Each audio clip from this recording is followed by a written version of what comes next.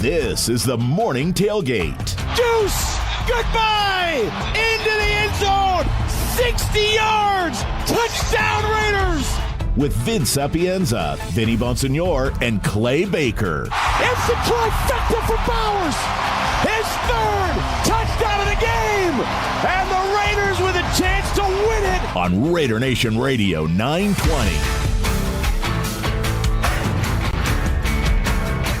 What's going on, Raider Nation? Welcome back to the Morning Tailgate Show. I am Vinny Bonsignore. We got some moving parts going on the last week or so, including today. You know, Vince is doing his Golden Knights thing. They're wrapping up everything that happened or didn't happen, unfortunately, with the Stanley Cup Finals. Our good friend Clay Baker is taking a little bit of time, a well-deserved time off. I'm joined today by Connor Collins, who will be running the show and popping in from time to time. I'm excited to talk to you guys today. Interesting show, an interesting couple of questions today. One is in regards to, as the Raiders now have wrapped up their entire offseason and as they point toward the regular season, to me the biggest question still is maybe not in terms of who's going to be out there along the starting offensive line, but how is that starting offensive line going to play this year?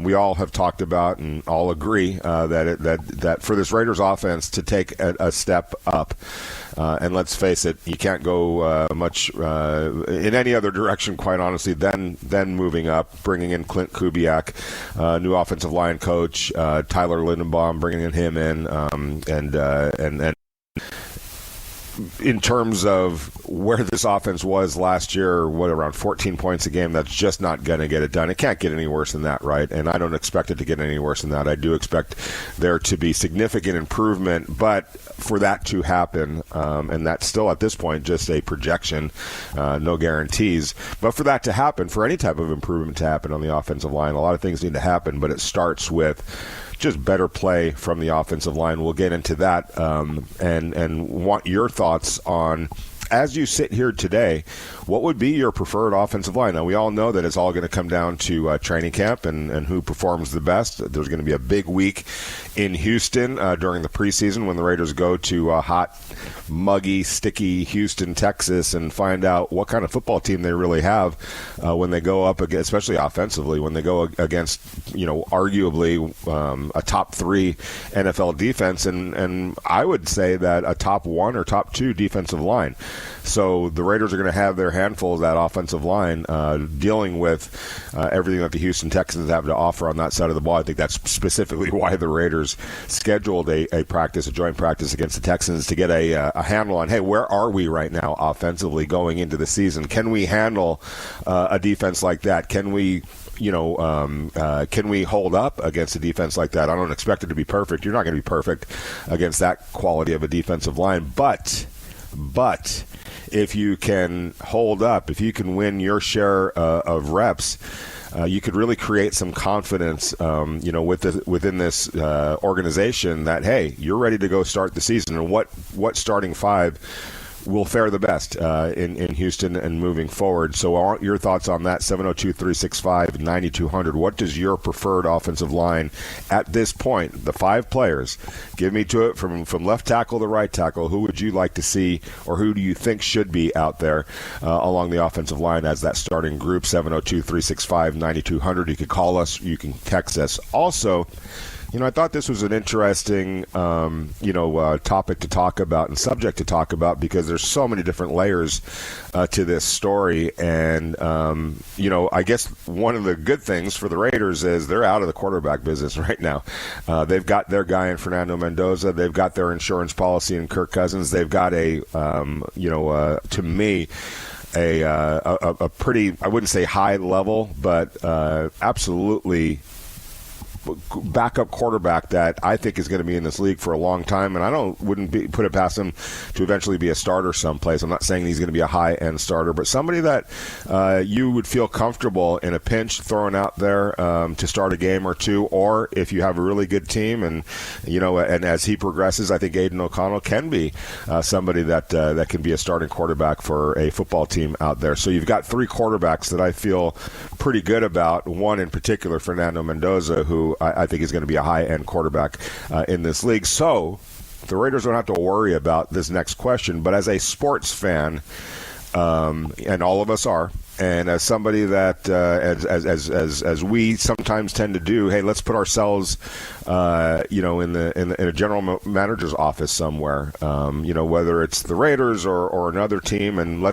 we could preface it by saying, hey, if the Raiders did need a quarterback, or if you're the general manager of, the Indianapolis Colts, or the New York Giants, or the New York Jets, the Arizona Cardinals, two teams that need a quarterback right now, right?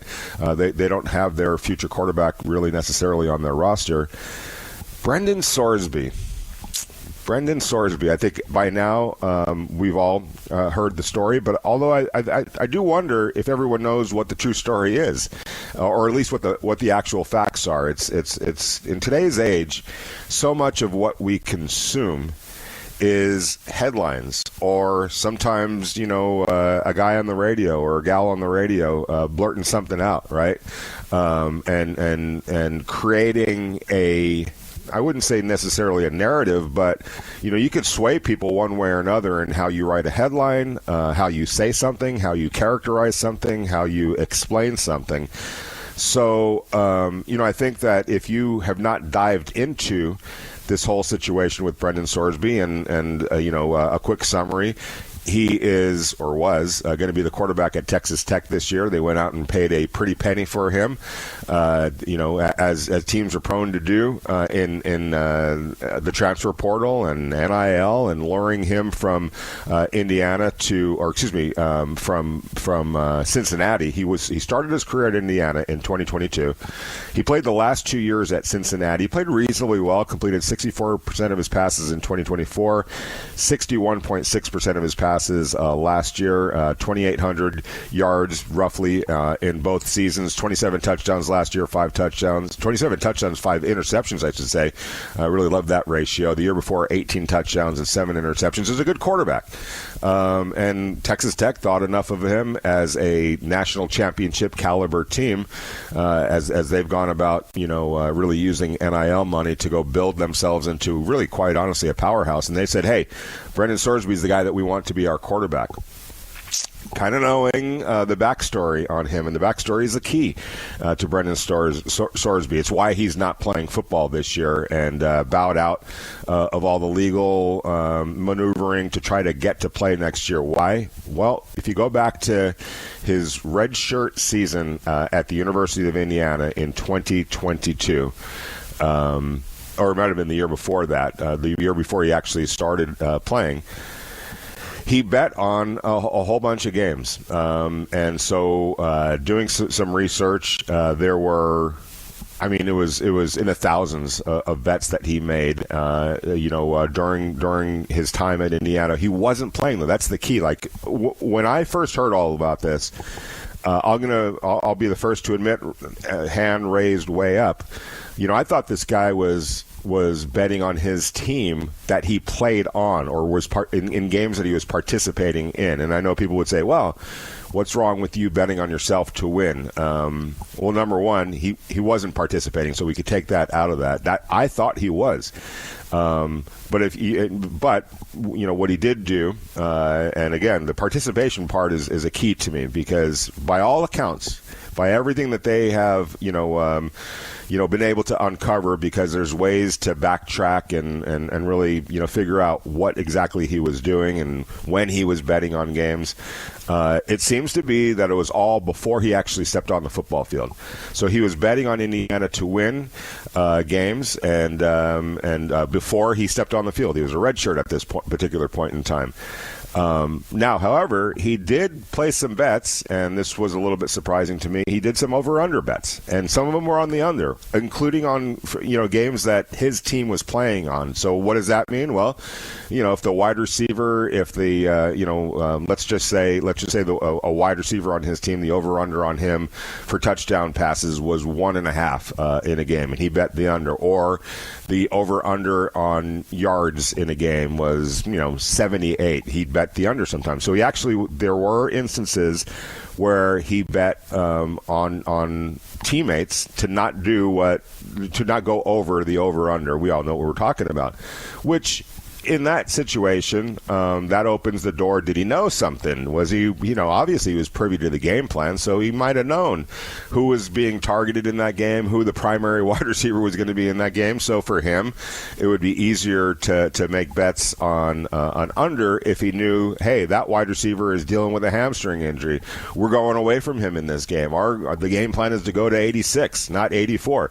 And so therefore, I feel like 84 is not going to get the numbers that people outside the building think he might get, so I'm betting the under. So we know that he did that as well. But again, to my surprise, because just looking at headlines, and sometimes, look, I'm as busy as everybody else, right? We don't always have the time to be able to read the stories. It's kind of a pet peeve with mine because, I think that too many people, and I'm guilty of it just as much as anybody else sometimes, too many people sometimes just rely on the headline. So if you just read the headline, Brandon Sorsby bet on college football games. He's a college. Oh my gosh, you're already assuming that he was betting on games that he participated in, right? And then that opens up a whole new can of worms if he was doing that.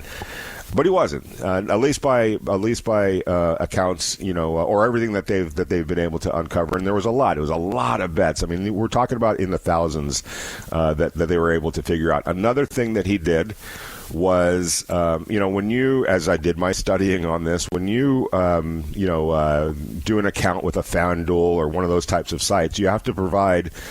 They need to know who you are, right? So you have to provide your Social Security number. Well, because he was on a college football team, he did some things that obviously he shouldn't have done. He used friends. He created accounts in family members' names and friends' names, which I'm very hopeful, but I don't know this for a fact.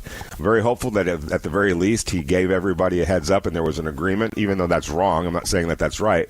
But I'd rather it be that than him just taking somebody's Social Security account and then unbeknownst to them, open up these accounts. I do not know that one way or another, so I'm not going to, pass any judgment. But that's wrong. I mean, you can't do that. That is just a violation, I'm sure, of some sorts. It doesn't seem like he's going to have to pay any kind of a price for that. However, the volume of bets and just the him being a college quarterback, even though he was a redshirt at the time, even though he wasn't participating, and by all accounts never placed any bets in games that he actually did participate in. He just can't play, right? There was an injunction. He was going to be able to play at Texas Tech this year. I thought it was wrong on Texas Tech's part. I get it. I understand why they had his back. But to me, there's no way you can allow him to play college football again, knowing what we know. There just is no way. If you can't enforce that as a governing body of something as big time as college sports and college football, if you can get away with that, then what can the NCAA mandate or enforce, right? What rule can they enforce? That's like you're talking about the integrity of the game when you're talking about betting on your team. And I know he didn't participate, or wasn't he betting on games that he was actually participating in. But to me, that's, all bets are off, figuratively speaking, on that. You can't play college football anymore having done that. You just can't, and I'm glad that everyone sort of came to them senses, including his own, where he's like, all right, I'm going to stop fighting this. College isn't happening for me anymore. College is not happening for me anymore in terms of college football. I'm going to take a look now at the NFL, and that's where our story begins. All right, so we know, I kind of gave you a rundown of what Brandon Sorsby did, what he was, I guess, quote-unquote, guilty of, even though there was never any criminal charges, but what the NCAA felt he did and why they feel like there's no way you can play for Texas Tech and why I think that's the right decision. But, and again, I fully support that. There's no way that he should be able to play college football again. I'm all about second chances, but there are some lines that I feel you cannot cross as an athlete. And we might as well say professional athlete because guys are getting paid now. But as an athlete, there are certain lines that you can't cross in terms of the level of if you're betting on your own team, I don't care if it's to win or to lose or the over or the under. You just turn in your participation card. You can no longer participate at that level. But I will say, an advocate of second chances, which I have no problem if an NFL team, and there will be a NFL team, I guarantee you that, if an NFL team decides, hey, we looked into everything, we did all the background checks, we did everything imaginable, including talking to him, talking to his family members, talking to his friends, talking to past coaches, looking into all of the, I wouldn't even call them allegations anymore, all of the facts of the matter, and we feel comfortable with bringing him onto his team. And that's my question for you guys. Knowing what you know, especially now that, the betting was while he was over there on the sidelines watching a game, and his explanation was that, he wanted to feel more connected to his teammates. I mean, okay, whatever, that's your excuse for doing that, and be more involved in the game. That's why he placed the bets that he did when he was at Indiana. But we know that he didn't do it when he was participating, which I think is a big thing. It sounds like, by all accounts, he stopped doing that once he became a quarterback and stopped betting on himself or betting against his team or anything of that nature. Does that change things for you? And if you're an NFL team, let's just say the Raiders needed a quarterback. Let's just say that the Raiders needed a quarterback. Would you be okay with the Raiders, dedicating a supplemental draft pick? And keep in mind, when you use a supplemental draft pick, it's just like it would be in a regular draft. You set aside this draft, and there's 7 rounds. I believe there's 7 rounds. And if you used your first-round pick, and this would be for 2027 now, not 2026, 2027. If you used a first-round pick, then you sacrificed your 2027 first-round pick, or maybe it's your second-round pick, or maybe it's your third-round pick. Would you be comfortable just with the notion, the possibility of bringing a Brandon Sorsby on your team and having him potentially be your starting quarterback, knowing what you know? And if so, what round would you be comfortable? What round of draft pick would you be comfortable with? And I will tell you this: I've been checking in with some NFL people, and the first thing that everyone says is, look, because my question was this, and I asked multiple people in the NFL. How comfortable would you be? At what point? How could you trust him? What would have to happen for you to be able to trust him enough that he's going to be, toe the line, number one, and not fall, not be susceptible to some of the sins of his past? And everyone that I talk to, the first process is you got to dig as deep as possible into him. You have to sit him down. You have to talk to his parents. You have to talk to his family. You have to talk to his friends. You have to do as much background check as you can possibly do. And trust me, everyone that you ever see that's drafted has undergone some sort of a background check by the team that drafted him. If not every team out there, it's part of the homework that you do. There's a lot of money involved. There's a lot of investment involved. There's reputations at stake. There's a lot at stake. We know that. And so you're going to do everything that you can possibly do to get as much information, good or bad, on a player that you're willing to invest a draft pick in. And in his case, more so than ever, because this is a complicated one. Let's put it that way.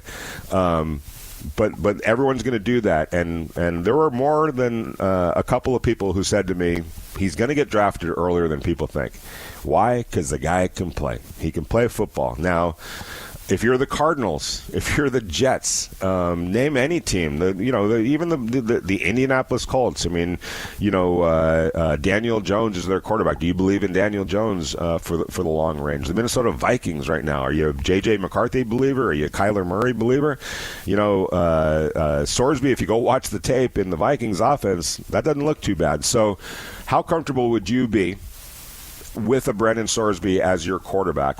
And what round would you invest a draft pick in? Would it be the first? Would it be in the second round? Would it be the third round? Again, anytime in the supplemental draft, which will happen later this summer, if it's a first-round pick, that means that team sacrifices their 2027 first-round pick. And I don't have to remind everybody how good this quarterback draft is going to be coming up in 2027. In fact, I'm going to be in New Orleans next week at the Peyton Passing Academy, and all the top quarterbacks, from C.J. Carr to Arch Manning, the Ohio State quarterback, they're all going to be there, and I'm kind of going to get a leg up on this quarterback class coming up next year. When we get back, Juan from Las Vegas, hang on, because I'm going to definitely get to you. I want to get your thoughts on this. Thank you for patiently waiting on the line. But again, to everybody else, text us, call us, 702-365-9200. What would be your preferred offensive line for the Raiders? And if you're an NFL general manager, if you're an NFL owner, if you're an NFL fan, obviously you are, if your team had a chance to take Brandon Sorsby, knowing what you know about him, especially now after I gave that breakdown, how comfortable would you be in drafting him? How comfortable would you be in him being the face of your franchise? 702-365-9200. It's the Morning Tailgate. Vince, Vinny, and Clay want to hear from you. Call or text the show at 702-365-9200. Now, back to the Morning Tailgate. Obviously new staff, a bunch of new players. You got to build a culture, and to have coaches and players that are familiar with that and with how he wants to operate, that's big. Because at the end of the day, we don't got many practices before the first game. When you look at the big picture, so how fast can we, get the message, and then understand how he wants to go about our business and how he wants us to operate, and it's our jobs as players to uphold that standard. And at the end of the day, we're excited for the opportunity, but have to have a sense of urgency as well, to get that message and then put it onto the field. Raiders center Tyler Linderbaum, who, needless to say, he's going to make a big impact. I had a few people in the NFL say, hey, look, he's not necessarily the perfect center for every scheme, but he's the perfect center for what Clint Kubiak is doing in his scheme, and obviously Rick Dennison, the offensive line coach. So a perfect addition for the scheme that Clint Kubiak is installing with the Raiders, and is going to make a huge difference. I mean, you think about the leadership of Tyler Linderbaum, you think about just the talent. Go put the tape on. It just jumps out at you how good this player is, how athletic he is, how powerful he is, getting to the second level. And that goes above and beyond everything that he's doing to help a quarterback, whether it's Kirk Cousins or Fernando Mendoza in terms of the line calls. And that goes to his right and to his left, the right guard, the right tackle, the left guard, the left tackle, keeping that entire unit intact and getting them on the right page. And I cannot stress to you guys enough, and I know that you guys are astute football fans. You saw it just as much as I did and everybody else. I don't know that there was ever really a time, consistently at least, where the Raiders' offensive line last year, and we can probably go back 2 years now, felt like it was on the same page, felt like it was a group of five that was working in unison, with chemistry and with cohesion. It just felt like a bunch of individual parts that two guys thought one thing was going on, another guy thought another thing was going on, the other two guys thought they were doing, and it was dysfunctional. There's no other way to say it. And think about who paid the hugest price for that. Obviously, Ashton Genty didn't have the season that a lot of people expected as a running back. Well, how could you when you're getting hit behind the line of scrimmage over and over and over again, and there were really far and few between where there were actual running lanes? How about, and I hate to bring up a sore subject, but Geno Smith, Smith. I mean, this guy was playing under siege at all times last year, so it just wasn't good for anybody, for anybody's sake. But the hope now is with Tyler Linderbaum, with Colton Miller coming back from injury, with Rick Dennison in charge of the offensive line, with Clint Kubiak designing this offense, that group in particular is going to be much better off than it was the last couple of years. And if that is the case, then this offense has a chance to do some, I'm not going to say special things, but make significant improvement, and that's what you're looking for. It can't repeat last year of averaging 14, or so points per game. It's got to get finally above that 20-point range, at the very least, 21, 22 points per game. That would go a long way around Las Vegas in pointing the Raiders back in the right direction. We're going to go out to the Raider Nation Radio listener line because Juan from Las Vegas has been waiting patiently. How you doing, my friend Juan? Do we have Juan? All right. Well, Juan wanted to chime in about the Raiders' offensive line. Juan, if you're listening, give us a call back, 702-365-9200. And that goes for everybody, whether you want to text us or you want to call us. Let us know what your thoughts are on what's your preferred starting five. And Juan, we got you on? Oh, Vinny, how you doing, my friend? I'm doing good. I'm so sorry to cut you off there, man. Did you want to finish? No, go for it. The floor is yours, Juan. Thank you, Vinny. Thank you. It's good to hear from you, man. Likewise. Look, the first thing about the whole, Sorsby from Texas Tech. Look, as you know, I'm from here, lived here my whole life. I can tell you firsthand the first thing that gambling does to people. I can't tell you how many horror stories I've seen during March Madness where people put their whole life savings on the line, and that's where you get the horrific news the next day where they do something to themselves. Very tragic. So, I've seen it firsthand what it can do to people. As far as him, look, it's a new day, it's a new age, and for me, it's look, you've seen football games on TV, I've seen football games on TV. Majority of the commercials are now what? FanDuel, DraftKings.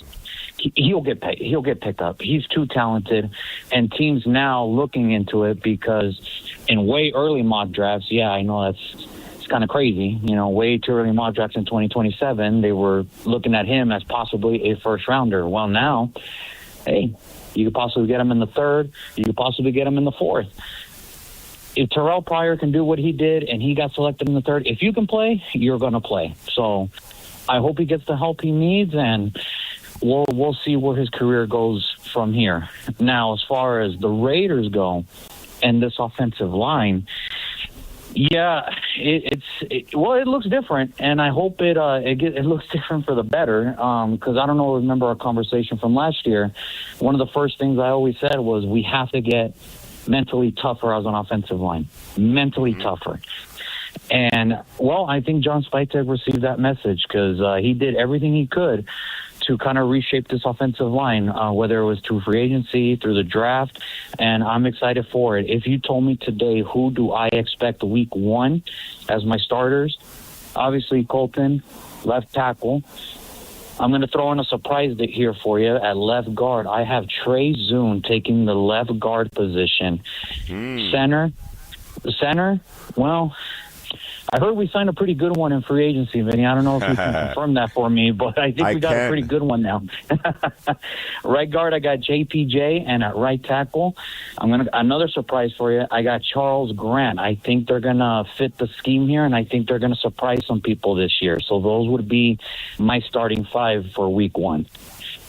Nice. I like it. Hey, let me ask you something, Juan. Does it change? I mean, how does it alter your view of Brandon Sorsby when you do some digging and you find out that, look, now again, there were over 9,000 bets. That's a lot of bets. Like I can't even comprehend that. I'm not a bettor, so so I get maybe that's pretty typical. But does it change anything about your perception or thoughts of this when you realize that almost all of them happened because, apparently what happened was in 2024, he logged back in. He tried to log into, this is 2024, just a couple of years ago. He tried to log back in, and that got flagged, and because at the time he was the quarterback of Cincinnati. Based on what I saw, didn't place a bet at that time. It just got detected that he was trying to log back into one of his accounts, and that got flagged to Cincinnati, and that's when the investigation got open. And through this vast investigation, what they found out was all of these bets, the majority of the bets that he did make were when he was at Indiana in 2021. So there's been a significant amount of time where it hasn't been an issue. It was something that they found out retrospectively that he was doing years later. And by all accounts, if they were doing the type of investigation that they obviously did to find out what he was doing in 2027, you would have thought that they would have come up with something since then, but they didn't. So knowing the math of it and the timeline of it, does that change a little bit of your perception of him, maybe that, hey, okay, this was something that he was doing when he was, to be honest with you, was before he was even 21 years old. He was not supposed to be doing what he was doing, but figured out a way to do it. But since then, it feels like he's not been doing that. Does that change anything for you? I think we were all under 21 before that. Probably we did some stuff that we weren't supposed to, right? We were all young. We all probably did some stupid things. Some of us got caught. Some of us didn't. Unfortunately, that's that situation. And if that really was the case, look, if these programs, if these websites wanted to be moral, you can probably put a place where, hey, if you do play a college sport, I can't have you log into account. But I'm going to answer it in a way that it might sound like I'm kind of brushing it off, but it's the truth. Vinny, is the color of your money the same as my color? I would hope so. I think so, yes. Yeah. Then, hey, as long as the bills are being paid and as long as they're okay with accepting the money, doesn't change anything. Yeah, I hear you. I appreciate the call, Juan. And I think in if you're FanDuel or any of the sites that whatever he had an account with, and again, a lot of these were under other names, not his own name. So, but somehow, some way, they figured out that he was behind it. If you are one of those betting sites, there's no way that you want one of the participants of a game participating or placing bets, because now all of a sudden your bottom line is threatened because he knows more than you know and can manipulate things, right? So obviously you don't want that to happen, but by all accounts that wasn't happening. And so for me at least, when I'm projecting forward, again, I am adamant that he should never be able to step foot on a college football field again. After you found out what you found out, I know that it was in 2021. I know that it was when he was a redshirt freshman. I know he wasn't participating in the games that he bet on. I know he was under 21, so wasn't fully developed as a person, and made a huge mistake and is obviously paying the price. But I believe that you should pay a price when you step out of line. We can't have a world where, okay, sorry, okay, we feel bad about penalizing. No, that you can't. The NCAA cannot enforce one rule moving forward if they're not allowed to enforce that rule of all rules. You cannot have a precedent where players. I don't care that he was a redshirt freshman at that point. You cannot have any sort of precedent where players can bet on games involving the teams that they are a member of. And at the very least, he was a member of Indiana, and he was betting on games that Indiana was participating in. So again, I'm adamant, no more college football for Brandon Sorsby. But I also don't mean you throw away the key. I look at it and I say, okay, he was under 21 years old. He wasn't for some of the same reasons that I just argued or didn't feel were sufficient enough to allow him to play college football again, are the same reasons I'm going to say as far as a second chance in life and for him to be able to go pursue his career in football. If I'm a team, I'm gonna weigh heavily that, okay, This all started and stopped around 2021 when he was a freshman. It doesn't appear that there's any sort of evidence whatsoever, and obviously I'm going to do my due diligence and really double check that. And if I don't find anything that happened from that year on moving forward that he never did bet, on games when he was at Cincinnati or any more games while he was at Indiana, if I see a pattern of behavior where okay, he went through something in 2021 when he wasn't playing, I don't condone it whatsoever. However, moving forward, I feel comfortable that as a professional football team that he's going to stay on the straight and narrow and continue the the pattern of behavior that is now a long-standing pattern of behavior. It's been 4 years or so apparently, and if that holds up in your investigation, that it's been 4 years of not participating in anything like that again, that means something to me. Connor, we've got some texts. The texters are speaking. What do we got? Yeah, so it's nice to see the text line active this morning. Both questions getting answered. First off, we'll start on the Sorsby one, as you were just talking about. This was coming from Gage. He said, Sorsby is only meant for a team that has a coach that can really work with him. I like Minnesota, but I think the two teams that would be good for him would be Detroit and Philly. Both coaches are a CEO type that aren't running specific rooms like he, or on offense or defense.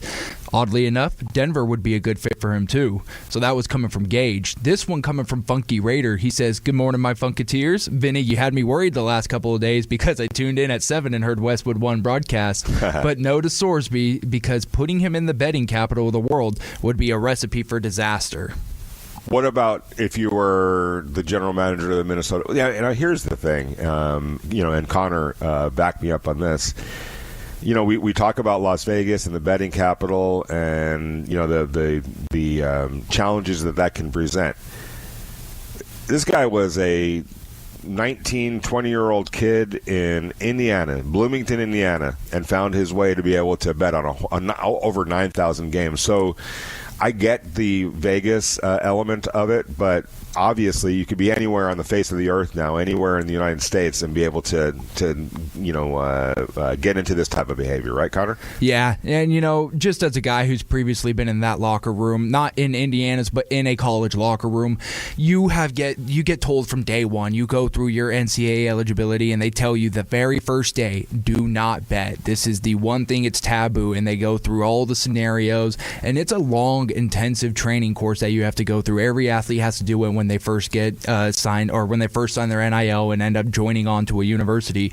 It's just one of those things where a lot of guys, it goes in one ear and out the other. And that's the thing that would worry me too, is if I'm starting to evaluate Sorsby at the next level, it's what does he have in between the ears? Because he knew not to make those bets, but he still decided to do it. And like you said, to do that out in Indiana, you must have been finding certain ways to get around it. I know now it's a lot more common to see betting local throughout the country, but in 2019, 2020, that's when it really started to take off. There was still a lot of illegal quote-unquote betting sites and things of that nature, and that's the stuff that kind of worries me with a guy like Sorsby. Yeah, well, he was doing it quote-unquote through legal means, legal services, but he was doing it kind of illegally because he wasn't using his name. He was in order to sign up for accounts, he was using information from family members and friends. And again, I don't know if he ever got permission from them, to do that. I'm hoping that he did, because otherwise that's kind of a, in my old neighborhood, be considered a scumbag move. But I don't know that, so I can't say one way or another whether that was the case. When we come back, we'll continue the discussion, and it's interesting to look at, all right, what is Brandon Sorsby, the quarterback? And there's some nice numbers, but then there's also some numbers where you go, okay, he needs to work on that. So it's a twofold question. What do you think about Brandon Sorsby as a quarterback and as an NFL prospect? And there is a lot to like. There's some concerning things as well. We're going to get into that. But then on top of that, there's also a past history that includes placing over 9,000 bets, many of them on a team that he was a member of. 702-365-9200. It's the Morning Tailgate Show. Give us a call, text us, however you want to reach us. Let us know, what do you think about Brandon Sorsby? Would you be comfortable with him as your quarterback? Not with the Raiders necessarily, but if you were a fan of another team. And what is your preferred starting offensive line for the Raiders?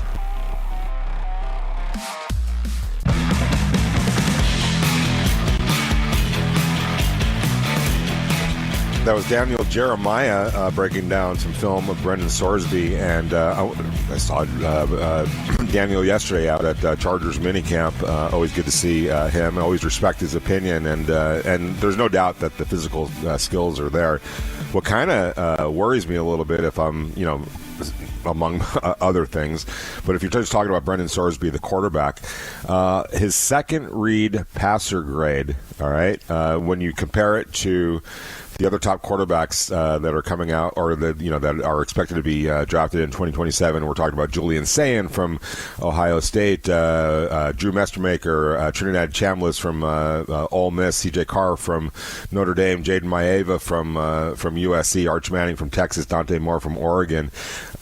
His second read grade, in other words, when he has to move on from first read to second read, his passing grade is 52.3. And to put that in perspective, Sayin is at 90.2. Mestmaker is at 88.5. Chambliss is at 79.5. CJ Carr is 77.8. Maeva 76.0. Shout out to Las Vegas. It was where Jaden's from. Arch Manning is at 67.9. Dante Moore is at 63.5. So that's a pretty big fall off when he had to move on to his second read in terms of his quarterback rating. So something to keep in mind. Obviously, his completion percentage, by the way, and we'll get out to Raider Mike in just 1 second. His completion percentage on those second reads, 43.8%. To put that in perspective, Julian Sayin was at 68.3. Mestemaker was at 60%. Chambliss 58.3. CJ Carr 60%. Maeva 44.9%. Arch Manning 53.2%. Dante Moore 67.7% on his second read. 43.8% is pretty bad. So that's just food for thought, things to take into consideration, because you have to look at the entire picture when it comes to Brandon Sorsby. Raider Mike, what do you think, buddy? What's up, Faison? It's been way too long. Yes, anyway, it has. I'm cleaning up a lake in deep Appalachia. Okay. I didn't want to, think I got shot by some hillbillies or No. I know that sometimes you got to go deep on the down low. So anyway, that's why I haven't been calling. It's 30 miles to get to a signal. That's how bad where I'm at is. Be careful up there, it's pretty bad. Oh, I'll be fine. No. Yeah. They come see me sing. The hillbillies like me. They do. Nice. Anyway, as far as Sorsby, look, he's Art Schleister, the sequel. I mean, that's just, you know what I mean? It's just so, he can't come to Vegas because we're the gambling and entertainment capital of the world. It's too much. But Mike, does it change anything that this is all basically in 2021, that there's no evidence of him doing anything since then? Like Schleister was a habitual. Oh, he's still in jail. Yeah, exactly. Look, here's how I'd approach it. Here's how I'd approach it, Benny. Because some team is very desperate. Like maybe. He's going to get drafted. He's going to get drafted. Oh yeah. It's supplemental though. He's not going to the normal channel, right? No, but if you whatever round you pick him, was he just going to get drafted?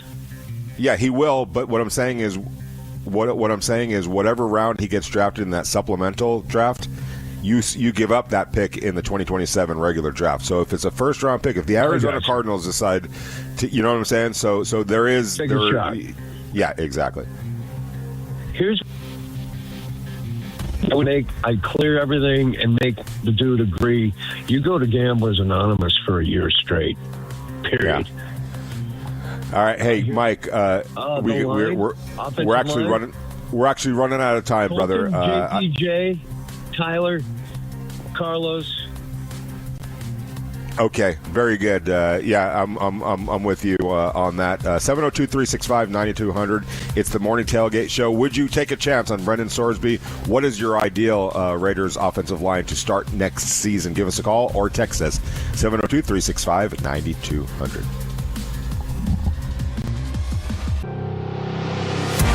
This is the Morning Tailgate. There have been plenty of other coaches, but why not us? Why not this staff? Why not this group of players? I look at it as what a great challenge. We're going to be about the work. He is back, baby!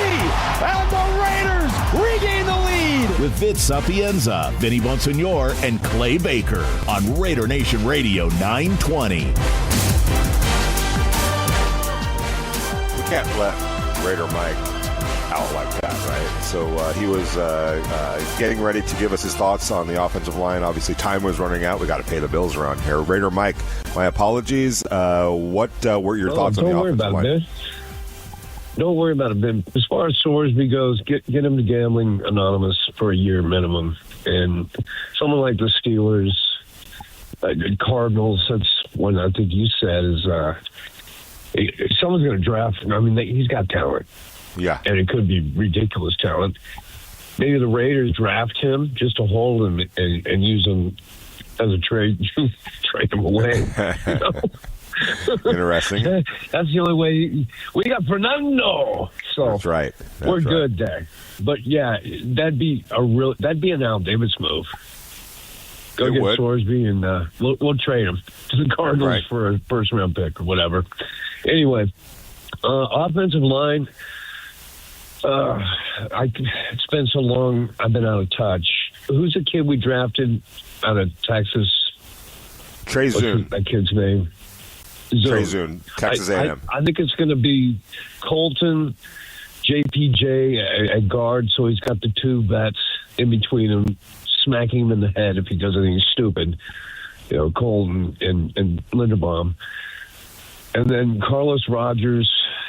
Caleb. And Zune. Caleb Rogers. See how long it's been? Anyway, whatever they're doing over there, whoever fits the best place, that's, I think, going to be the starting five. And what I really love about this year, then, is usually we are a circus through the summer.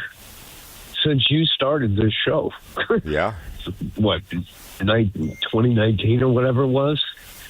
It's just been a circus. No, we've been nice and quiet. Mm-hmm. Just doing our thing. No news. No nothing. And here's the thing: it's been nice and quiet, but productive. It's not like they're not doing anything, right? Exactly. Yeah. Exactly. The circus is out of town because that doesn't win. Ask Jerry Jones, circus boy. So, anyway, I'm just really comfortable about where we're going. I think we might slip into the playoffs. I don't know. And we have the talent to do it. It's just we are very young. We are so young, Vinny. So, for the first time in a quarter century, Raider Mike is like going, yeah, I'm not going to call up and yell on 5 different shows today. I had dinner last night. I had dinner last night with somebody way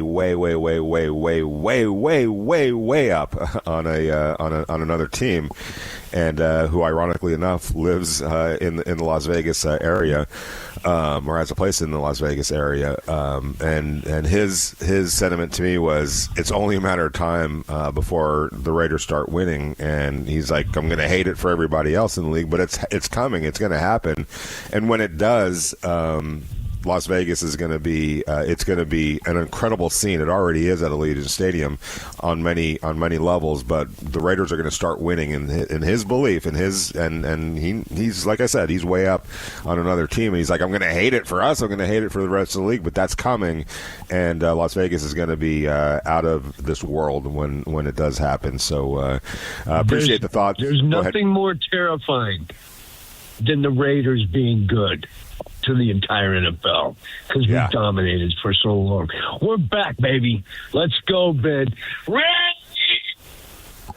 was interesting? And what was interesting, thank you very much, Raider Mike. What was interesting about that was, as that was being relayed to me by somebody way up from another team, you could almost see him saying, as much as I would hate it, it would be good for the NFL. It would be really good for the NFL if the Raiders were competitive again, were interesting again, were winning again. And when he said winning, he's talking about going in the playoffs and doing special things in the playoffs. It's his estimation inclination that day is coming probably sooner rather than later based on things that have been happening. He's going to hate it on one hand, but I kind of sense that, it wouldn't be the worst thing for the NFL. It actually would be a really good thing for the NFL if the Raiders were relevant. Paul from Calabasas, thanks for being patient and waiting online. What do you got, my friend? Hey, Vinny. So, everybody deserves a second chance with Sorsby. Yep. And I'm a firm believer in second chances as well. However, if I'm the GM, I would not waste a pick on this guy for a few things. Now, obviously, other GMs can do more clause or some clause that they can protect themselves for future problems that this kid might bring up. But here's a few things that I kind of just things that was just a red flag to me someone mentioned about between the head. So this guy is betting 9,200 something type of bets, right? That's a large amount of betting. On top of that, scrupulously, he's using other people's name, whether with their approval or without approval. It is illegal. That's illegal. So the amount of bets that he's putting, even though he's riding on the pine or just learning the place, a lot of times when you're betting that much and that surmountable amount of money, you're doing your homework by betting these teams, I would assume, right? Mm-hmm. And if he's not doing his homework, then if he's not doing his homework, betting on it, then he must be just dumb throwing away his money. So that goes back to my primary thought of this, is that he's putting that much time in betting and putting these bets, but he's not, on his own time. I get it. Not everybody's a Tom Brady that eats, sleep, football 24/7, but he's a quarterback, and you're spending that much time trying to put bets in. I already know your makeup. Now, he can make that up and prove himself, just it won't be in my team. That's all. Paul, let me ask you this, because I hear you, man, and I was right there with you, and to some extent I still am. But the more I dug into it, the more I did see that this all happened in kind of a tight window in 1 year, I guess it was, when he was a redshirt freshman. So, I think he might have got into one game and played 3 snaps or so in that game. I'd have to go back and look. But does it change anything for you? Because when we're talking about this, and when I first heard about it, I have to admit, Paul, my thought was, this guy has just been betting on all these games over and over and over again for years and years and years since he's been in college football. That wasn't the case. It was a 1 year thing when he was a redshirt freshman, and there's been way more time since then, including when he's played, where there's zero evidence that he was betting. So in other words, he stopped doing that. He stopped doing that after he actually started getting on the field and playing. Does that change anything? Because again, my notion was this was an ongoing issue. It really wasn't. It was just that redshirt freshman year that he had at Indiana. Does that change anything? That he's shown that, all right, he gets it. You can't be doing that as a college football player that's actually participating. Yeah, I mean, at that point, when you're talking about the change, the transformation of his character by getting into the playbooks and studying that, winning jobs from one college to the other. Totally get it. Heading into the pros, that's still a red flag in my opinion, because I am investing a second round, maybe a first round, maybe a third round on this. And that type of investment for me, looking at the amount of crops of quarterback coming out on this draft, in my opinion, I'm just not the GM that would not spend that. And maybe he'll prove me wrong, and that's fine. If proves me wrong, great. And obviously you root for people like that. However, just based on this draft alone, I would not invest on him because of the past, even though I provide some clauses on it. That part of that, the whole using other people's name and how much time you can really put on this, getting into the pros compared to the collegiate level, again, some people that are alcoholic or gamblers anonymous that go through these things, some of them might revert back to that. I am just not going to take that risk based on his past. But again, he definitely deserves a second chance. It just won't be at my cost, because I would now if he's a can't hit type of talent, for example, a John Elway arm, right, or that type of talent, I absolutely, I would take a big. I mean, come on, who wouldn't take a risk on that, right? I mean, but you got your Ryan Leaf, right? And it just between the ears, it just became a character issue. I hear you, Paul. It's a very complicated situation, but there is some nuance to it, and I'm with you. I'm sure that if he was a John Elway, right, that would change it for some people. Now, I appreciate the call, Paul. Thanks a lot. Make sure to chime back in down the road.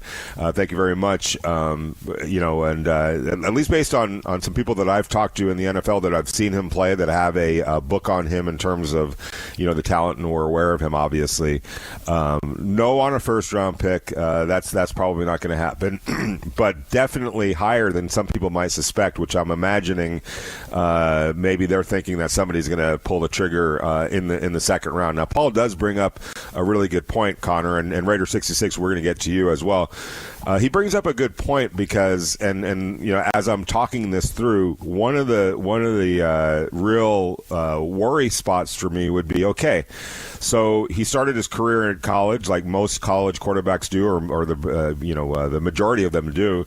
You redshirt your first year, or at least you're the backup your first year, so you're not actually getting on the field necessarily. That's probably going to be the case for him, right, in the NFL. It's probably going to be a year before he gets to go start or gets a legitimate chance to start, especially coming into the supplemental draft this year, now at this point, where he's going to go on to a team where he didn't have the luxury of any kind of an offseason program, no rookie minicamp, no reps with the team during the spring and the early part of the summer, right? So what's he going to do with that idle time when he is the backup his first year? And maybe he's the third-string quarterback based on where his starting point is going to be. Is he going to use his time wisely, or is he going to revert back to things that he did in the past? Yeah, I mean, I would hope that he takes his time to use it wisely, get into a playbook, and start to understand what they're asking you to do at the NFL level. And to be quite honest with you, in this year, you also want to buy a little bit of good graces back with whatever team does end up taking that pick in the supplemental draft on you, because the one thing that's really uncanny about these supplemental drafts is you don't necessarily know where your pick is going to be until the season's over, until 2026 is wrapped. So if I'm just going to put supplemental draft will be this summer. It'll be at some point here in the next, they project a pick. Am I correct? Right? It's going to be it's based on it's yeah. I don't think that they no. I think it reverts back to the 2025 or the 2026 order. So that order still stays intact. I'll double check that, but there's to me that's the only way you can do it, because otherwise you would be doing like what you're saying is projecting it. But I'll double check that.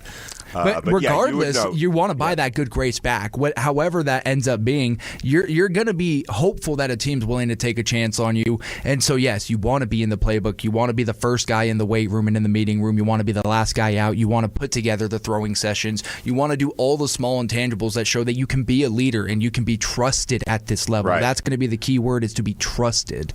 Yeah, and I like I said, I think I put some emphasis on the fact that this hasn't been an ongoing thing throughout his college career, which tells me this might not be an addiction in the classic sense, right? A guy like Art Schlichter was just addicted to gambling. He could not stop. There was no amount of time in jail, of penalties paid. There was nothing enough for him to pull him from that addiction, and obviously, it's just plagued him his entire life. Whereas with Brandon Sorsby, there's 4 years or so where, by all accounts, he has stopped doing that. So that leads me to believe that this is something that he has under control at this point. But moving forward, it's something that you're going to have to obviously take into consideration. Raider 66, I'm curious your thoughts about A, the offensive line, or B, maybe B, it's the offensive line, and A or B, Brandon Sorsby. Yeah, Vinny, good morning. How you doing? Doing great, thank you, man. Yeah, my offensive line, I'm obviously Colton nailing down the left side of the tackle. I'm thinking maybe Rogers at the left guard, then Tyler, of course, at center. JPJ, and hopefully he can show us he can stay healthy. And then, from the reports that you've been giving out that the team does like DJ Glaze, I'm thinking he nails down the right side until somebody, pushes him out. But, yeah, this thing on Sorsby is very interesting. And, the Raiders have been known as the second chance team, through their history. And we have a guy on our team right now who is the face of the defense, the face of the team until our quarterback gets entrenched. Max Crosby, fought off an addiction and has not just survived, he has excelled and could probably show this guy something about, what it takes to battle past that. I am buoyed by the fact that you say, it's been 4 years when there's been basically nothing for him. So I think that the addictive, part that everybody thinks of is probably, not as prevalent with this guy as most people think. They talk about playing, some guys are playing checkers, some guys are playing chess, and I'm thinking with Raider Mike, I said this on Q Show yesterday, go 3D chess, draft this guy, put in a claim for him, maybe 4th round, 6th round, whatever. So if nobody else does, you get him. And then you hold him ransom, stashing like the old AFL days. You hold him ransom for a higher draft pick. That'd be good. And I had a question, too, and Q didn't know, and you just mentioned it earlier. I, too, believe that it's based on the draft that we just had, the order. So that would mean the Jets would obviously have a high shot at getting him. I think somebody's going to take a second-round shot on him because if he's as talented as some of the reports are coming out, say it's the Jets. If they get this kid now and they get to use him for a year, they still have 3 number 1 picks next year. They could bounce back very quickly with that kind of thing. But it would make a lot of sense for Pittsburgh. I mean, they need a quarterback. You got Rodgers for 1 more year. Slide this guy in. But, yeah, you give him a second chance. He has proven over the last few years that, he's not the prototypical addict, so to speak. And we'll see what happens. But, yeah, I would like to see, and again, if Al was around, I guarantee you they would put in some pick somewhere to try and get this guy. He did it with Terrell Pryor. Worked out, okay for a while. He was a very talented kid. And the last draft pick, as we say, of Al Davis's career. Thank you for the time, Vinny. I appreciate it. Hang on, because I'm going to give you an explanation on the draft order. Okay, good. In the instance where players are eligible, NFL teams are sorted into tiers to determine the supplemental draft order. Teams with 6 or fewer winners from the previous season, obviously, make up one category. The non-playoff teams make up the second category, and the playoff teams make up the third. The NFL then uses a lottery system to order those teams within their tiers. So the teams with the worst records, like the regular NFL draft, would have the best odds of picking near the top of the supplemental draft, and then so on and so forth in tiers 2 and tiers 3. Once the draft order is determined, teams can bid future draft picks if they want to select a player. For example, if the Cleveland Browns wanted to pick a player in the 2026 supplemental draft, they could bid a 2027 second-round pick on that player. If they win that particular player, the Browns would receive his draft rights, but forfeit their second-round pick in the 2027 NFL draft. In the instance where 2 teams submit the same bid on the same player, the team with the better draft order would win that player's services. So it's actually kind of a blind bid, it seems, where the draft order is set, and then you decide. So if you're the Raiders, doesn't it make sense to maybe throw a 4th round pick out there maybe for him? Especially I'd have to look to see how many at their draft pick allotment for next year. But would you if you're the Raiders and you're talking Raider 66 about playing chess not checkers, would you at least throw a bid out there? Maybe in the 4th round to see if you can end up getting him. I would, and that's interesting. It's kind of a hybrid of the NBA ping pong ball thing with the way that goes. But, yeah, I would say, if nobody's going to take him into the 4th round and we're high in the order, I would say I think Al Davis would do it, and I think it is like a 3D chess move because we're not looking at playing this guy. We've got Fernando. We're looking at improving our situation in the 2027 draft by, having this chip that we can trade away for a higher draft pick. And, if things don't go well with him, the NFL has shown that they deal with gambling very harshly. Vinny, I'm sure you remember 1963 when the NFL suspended 2 stars of the game in Paul Hornung and Alex Karras. I mean, they were 2 stars in the NFL. They put him out. It was an indefinite suspension. It lasted 1 year, and then Rozelle reinstated him. But yeah, they don't play fools with this. So if you get him and he falls back, he's going to be gone. But I would invest something in it just to take the shot. Thanks for the time, Vinny. Have a great day. I appreciate it, Raider 6. Yeah, thank you, Raider 66. Yeah, I mean, this guy has already felt some pain, right? He lost, guarantee you, it's over $1 million from Texas Tech. It's probably closer to the $2 million range that he just sacrificed, by pulling out and not pursuing this anymore. He was going to get a pretty penny from Indiana on that NIL deal, and so that was taken away from him. You have to figure that the lesson has been learned, right? I'm not going to jeopardize any more of my money that I can earn by doing a dumb thing like continuing to bet or reverting back to bad habits. So we'll see. We've always you never know. You just never know, and that's why it is, I hate to use the term, a gamble if you're going to invest a draft pick on Brandon Sorsby. Back out to the Raider Nation Radio listener line because Jack is in San Diego. Jack, how you doing, my friend? Good, Vinny. Great to talk to you. Hey, can I jump away from the offensive line and ask you a question about a storyline that I think is going to be fascinating? And you were on it. I think of all the position battles that I look at, the one that nobody's talking to, and maybe it's just too early, but I think is going to be fascinating, be incredibly important, is in the special teams. And of all the moves that John Spytek made this offseason that I think we all got fired up by, the one I would look at that really didn't excite me was the signing of Matt Gay. However, Vinny Bonsignor told us a long time ago, keep an eye out for the Tokyo Toe. And lo and behold, he is now in camp. And I was just wondering your takeaways from what you saw early on, even in the situation that Clint Kubiak talks about with no pads. You can still see a guy that looks to be a leader, may not be the leader. I know life's a lot different in Vegas in June than it is in Arrowhead in December. But what is your takeaway today, and who is the favorite to walk away with that job? Yeah, it's a great question. I'll be honest. The Raiders did a pretty good job of, whatever work the Tokyo Toe and Matt Gay got. A lot of it was when we weren't there. So in other words, during OTAs,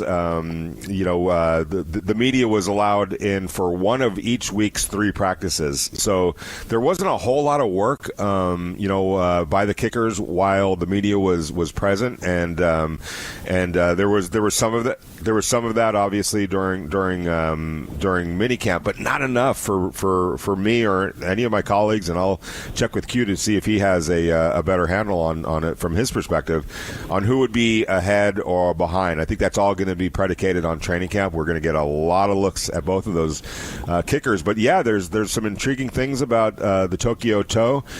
Matt Gay, his best years basically best year was with Joe DeCamillius, who is the Raiders special teams coach, when he worked with him previously. So there's a track record between Matt and the Raiders' current special teams coach. Maybe there's some things that Joe can do to unlock him to be more consistent or have the type of season that he had. But it has been a while since he's had a good season or consistent season, which is why he's kind of bounced around a little bit. Look, consistency is the key in this case, and at Hawaii, the Tokyo Toe or Special K as they call him, was excellent. That's why he was on the Raiders' radar and many other teams' radar. So if he could show in training camp that he's ready to go, that he's got a strong enough leg and he's consistent where you need to be consistent. I'm not expecting to hit every kick, post or beyond 50 yards, but if he can show in the preseason and in training camp that he could be trusted to make the ones you're supposed to make on a consistent basis and has the leg to also, hey, if we need a long one, he's got the power in that leg to be able to do it, then I see no reason why he can't win the job. We've seen rookies win kicking jobs before, but it's a pretty important position. Obviously, games are won and lost. We've seen that way too many times when your kicker can make the kick or can't make the kick, and it's not just at the end of a game. There's kicks that guys make or don't make that really hurt your chances throughout the course of a game. So it'll be a really interesting battle. I'm with you. It's going to be one of the more fascinating battles in training camp. But I think that's one where I don't have a read on it right now. I don't think anybody necessarily has a read on it right now. although I'm sure people in the building are leaning one way or another, but I think they're going to be extremely open-minded about what training camp shows them and preseason shows them. So it's a TBA, to say the least. It's the Morning Tailgate Show. I'm Vinny Bonsignore. 702-365-9200. What are your thoughts on a team? If you were running a team, would you invest a draft pick, and where would that draft pick be on Brandon Sorsby, or is it no way, no how, I'm not touching that dude? And then also, what are your thoughts on the offensive line, how you see that offensive line playing out for the Raiders? 702-365-9200. And any other thoughts that you might have on the Raiders or anything else. 702-365-9200. It is the Morning Tailgate Show.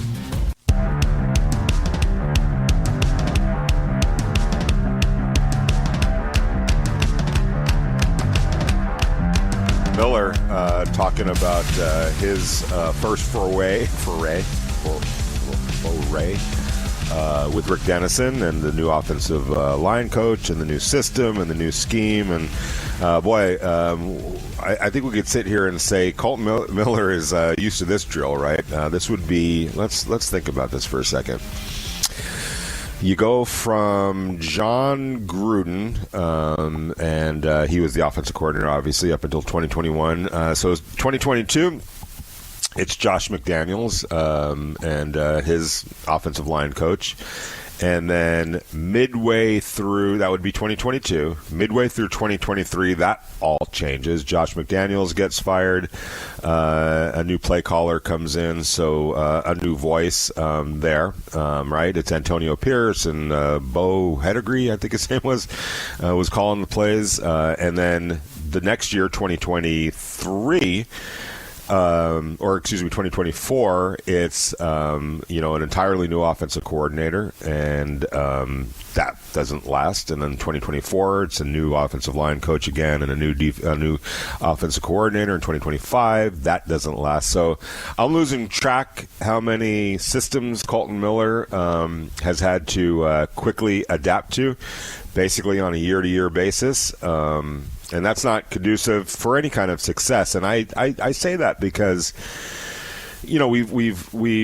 it's easy to always point the finger at the players, at the personnel. And in some cases, that was legitimate. You can't have Sloan Forsythe out there. He was not playing well. And, there's a reason why he was even available off the street after getting cut from the New York Giants last year. And he ended up starting way too many games for the Raiders last year. In that case, because he had to replace, Colton Miller, who had gone down in Game 4 with an injury, obviously,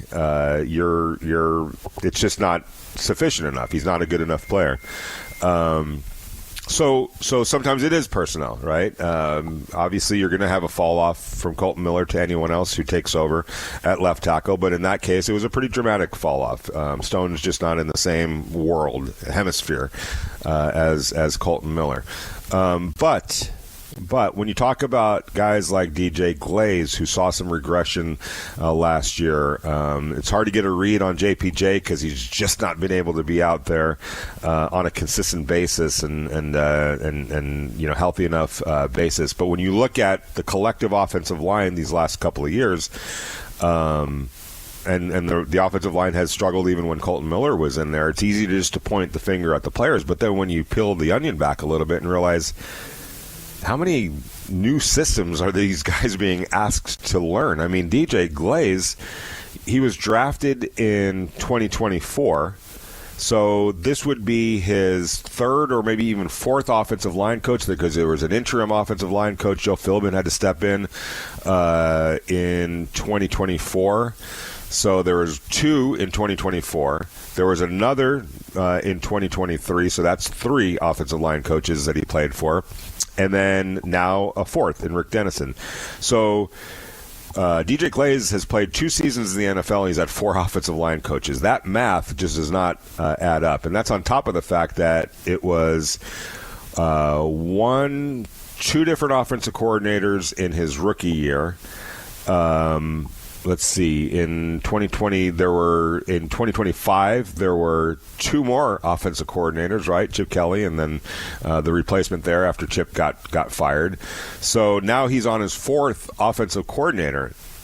I don't need to remind you that DJ Glaze has played just 2 years, and he already has had four different offensive line coaches, four different offensive coordinators, and the same is the case for JPJ. The same is the case for Colton Miller. The same is the case for anybody that's been here since just 2024 alone. That's 4 in 2 years. So, there has to be a little bit of grace in terms of, hey, look, yes, personnel has been an issue, but so too has a lack of continuity, a lack of cohesiveness. It's very hard in today's NFL to keep switching and starting and pulling the rug out from under, et cetera, these young players, these young offensive linemen, and having them forget what we were teaching you 2 weeks ago. We're doing something different now. Whether it's drastically or subtly, that's going to take a toll a little bit. And so here's hoping for this Raiders offensive line that Rick Dennison and Clint Kubiak and this offensive system and the basic fundamentals of what they're being asked to do are going to be the case now for a prolonged period of time. That's the only way you get better. There's no way. And I know that there's a transient nature in the NFL. Players move from system to system. There's going to be turnover when you're, if you're having success as an offense, right? And you're doing it at a pretty high level. Guess what? Your offensive coordinator is probably going to leave eventually to go be a head coach, right? And sometimes he'll take his offensive line coach with them. So if you're a defensive-minded head coach, like let's just say Mike McDonald up in Seattle, the exact scenario just played out for him. The offense had great success. They won a Super Bowl, and there goes his offensive coordinator, who he had just hired last year, right? And they kept their offensive line coach. So that's a feather in their cap, but a huge voice in the operation. Rick Dennison left to go with the offensive coordinator, who's now the head coach with the Las Vegas Raiders, and Rick Dennison is the offensive line coach. So there's going to be a transient nature to the NFL, but when it's the transient nature that the Raiders have experienced these last few years, where it's just not working and it's time to make a change, it's not working, it's time to make a change over and over and over again, your players are going to feel that. And we can all sit here and say, yeah, DJ Glaze regressed last year, but was it DJ Glaze regressing because of a talent level, or was it DJ Glaze regressing because you've been throwing so much at this kid over the last couple of years, and that to the point where his head literally might be spinning a little bit, right? And I would contend as well, talking to some people in the organization. And I, hate to throw anybody under the bus, but it kind of is what it is. The level of coaching that was happening last year, I can't really speak for, the year before. I know Joe Philbin came in. He's an excellent coach. So I think he was able to kind of put things together after he became the interim offensive line coach. I can't really speak about the offensive line coach that was there for half of a season before him, but there was a reason, obviously, that they made that coaching change. So obviously, it probably wasn't up to par in that regard as well. So the coaching level, I know this for a fact, at least from observers inside the building who have done this for a long time. It was as bad as they had seen in a long, long time, or maybe ever in some cases. So on top of the fact that you keep pulling the rug under, underneath a guy like DJ Glaze and really Colton Miller and JPJ, guys that have been here for multiple years, on top of doing that by making all these coaching changes, in some cases, the coaching the change to another coach was a regression in the level of coaching. So you're not only having to learn a new system, you're having to learn a new system under a coach that's just not doing his job at a very high level. So what do we expect to sometimes happen in that case? Don't we? Isn't it understandable that there was some regression? Now, I'm not absolving DJ Glaze or anybody else on the offensive line for whatever role they may have played in that regression. But I would but I would contend that my feeling is, my hunch is, my instincts tell me that it was way more to do with the coaching, way more to do with all the turmoil, way more to do with the constant changeover than actual talent. So now we fast forward to this year. The combination of players that are good, players that are talented. DJ Glaze was a regarded prospect. He was drafted in the third round for a reason. JPJ was drafted in the third round or second round for a reason. Caleb Rogers and Charles Grant were drafted where they were drafted for their reason. It's not just that the Raiders like them. A lot of teams like them. They were highly regarded talents and players that were projected to be future starters in the NFL. That doesn't change, even with some of the struggles that they had. Their talent is still there. So you put that talent with presumably, and I hate to even use the word presumably, obviously Rick Dennison has been there, done that time and time and time again, as has Clint Kubiak. And I asked Clint Kubiak this question last week about the fact that it's probably helps him a little bit, even though I'm sure he didn't like having to move from place to place to place those last 3 years leading up to what he did in Seattle. But for him, it was one and done, not one and done, but it became you leave San Francisco to go to New Orleans, and New Orleans to Seattle in quick fashion. So he has recent experience of coming into a situation, and getting an offense together in short order. He did that in Seattle, remember. And this is a key part of this whole thing. And it sort of surprised me a little bit when I went back and did some research. He and Rick Dennison and the offensive staff in Seattle get brought to Seattle last year. They were at the starting point at this time last year, obviously a little bit ahead because they had already put their offseason in. But let's back it up to April. They took over an offense. They took over an offensive line, quite honestly, that if you believe Pro Football Focus, and there's some merit to them, obviously, they ranked 24 or 32nd in the NFL. There's only 32 teams, so it can't get any worse than that. The Seattle Seahawks in 2024 had the worst offensive line in the NFL per Pro Football Focus. That is what they were taking over. That is what Rick Dennison and Clint Kubiak and Andrew Janocka were taking over in terms of the Seattle Seahawks situation. And what happened? By the end of last year, by the end of the 2025 season, they were ranked 15th as an offensive line by the NFL. Their offense was scoring points galore. They won a Super Bowl. So this recent track history of Clint Kubiak and Rick Dennison of getting things changed for the positive in short order has got to help them this year, which is why I would say it's not presumably that he's a better coach than Brendan Carroll as an offensive line coach. That's a definite. I mean, you just have to look at the track record, and nothing against Brendan, Carroll, but I just don't think he was up to par, and I don't think he had the experience. He had nowhere near the experience in terms of an NFL offensive line coach that a Rick Dennison has. So you get Rick Dennison, Clint Kubiak, and this talent that not just the Raiders, but everybody in the NFL felt pretty good about. I think it's going to have a positive effect. But I want your thoughts, 702-365-9200. What are your thoughts on the Brandon Sorsby situation? Would you, as a team, invest a draft pick in him, knowing what you know about his history? Does it change the fact that it was all kind of subjected to 1 year and he's been on his P's and Q's since? Does it change the fact of, hey, you have a quarterback? If you're the Raiders, would you send a fourth-round pick bid in for him? And what are your thoughts on the offensive line? Who would you like to see? Who do you think you're going to see as a starting five for the Raiders offensive line next year when they start this season? 702-365-9200.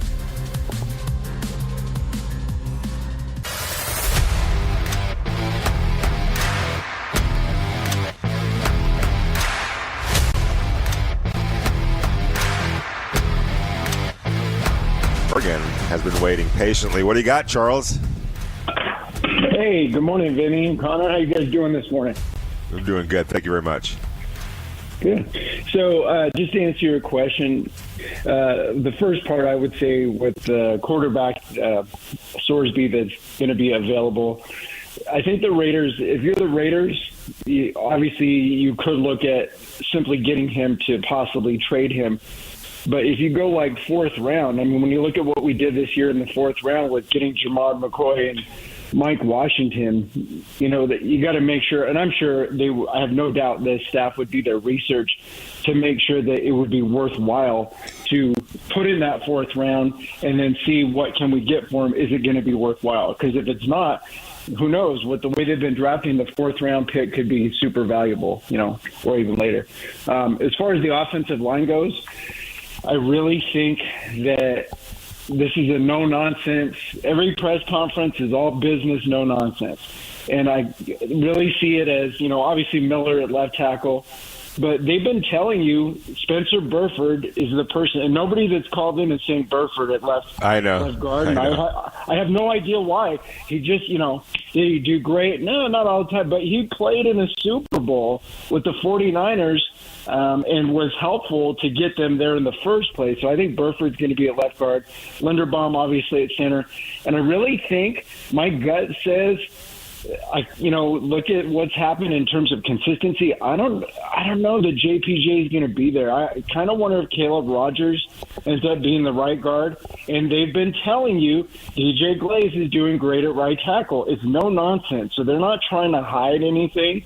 It's more a matter of who's going to fit this blocking, the zone blocking scheme. And I think they've been telling you, so look for Burford, look for Caleb Rogers, and look for DJ Glaze at right tackle, in my opinion. So I hear you're pretty much you're spot on. The one wild card that I would throw in there is Trey Zune. They really like Trey Zune, and I think the only question with Trey Zune is it's just a matter of not if but when. And so I don't think they're going to necessarily rush it. And they feel like and I would say that if you're projecting that forward, he's probably more maybe the long range guy over at left guard. Obviously, Spencer Burford could have something to say about that. He can go out there and put together a banner year and say, hey, look, I'm worth more than just that 1 year contract that you gave me.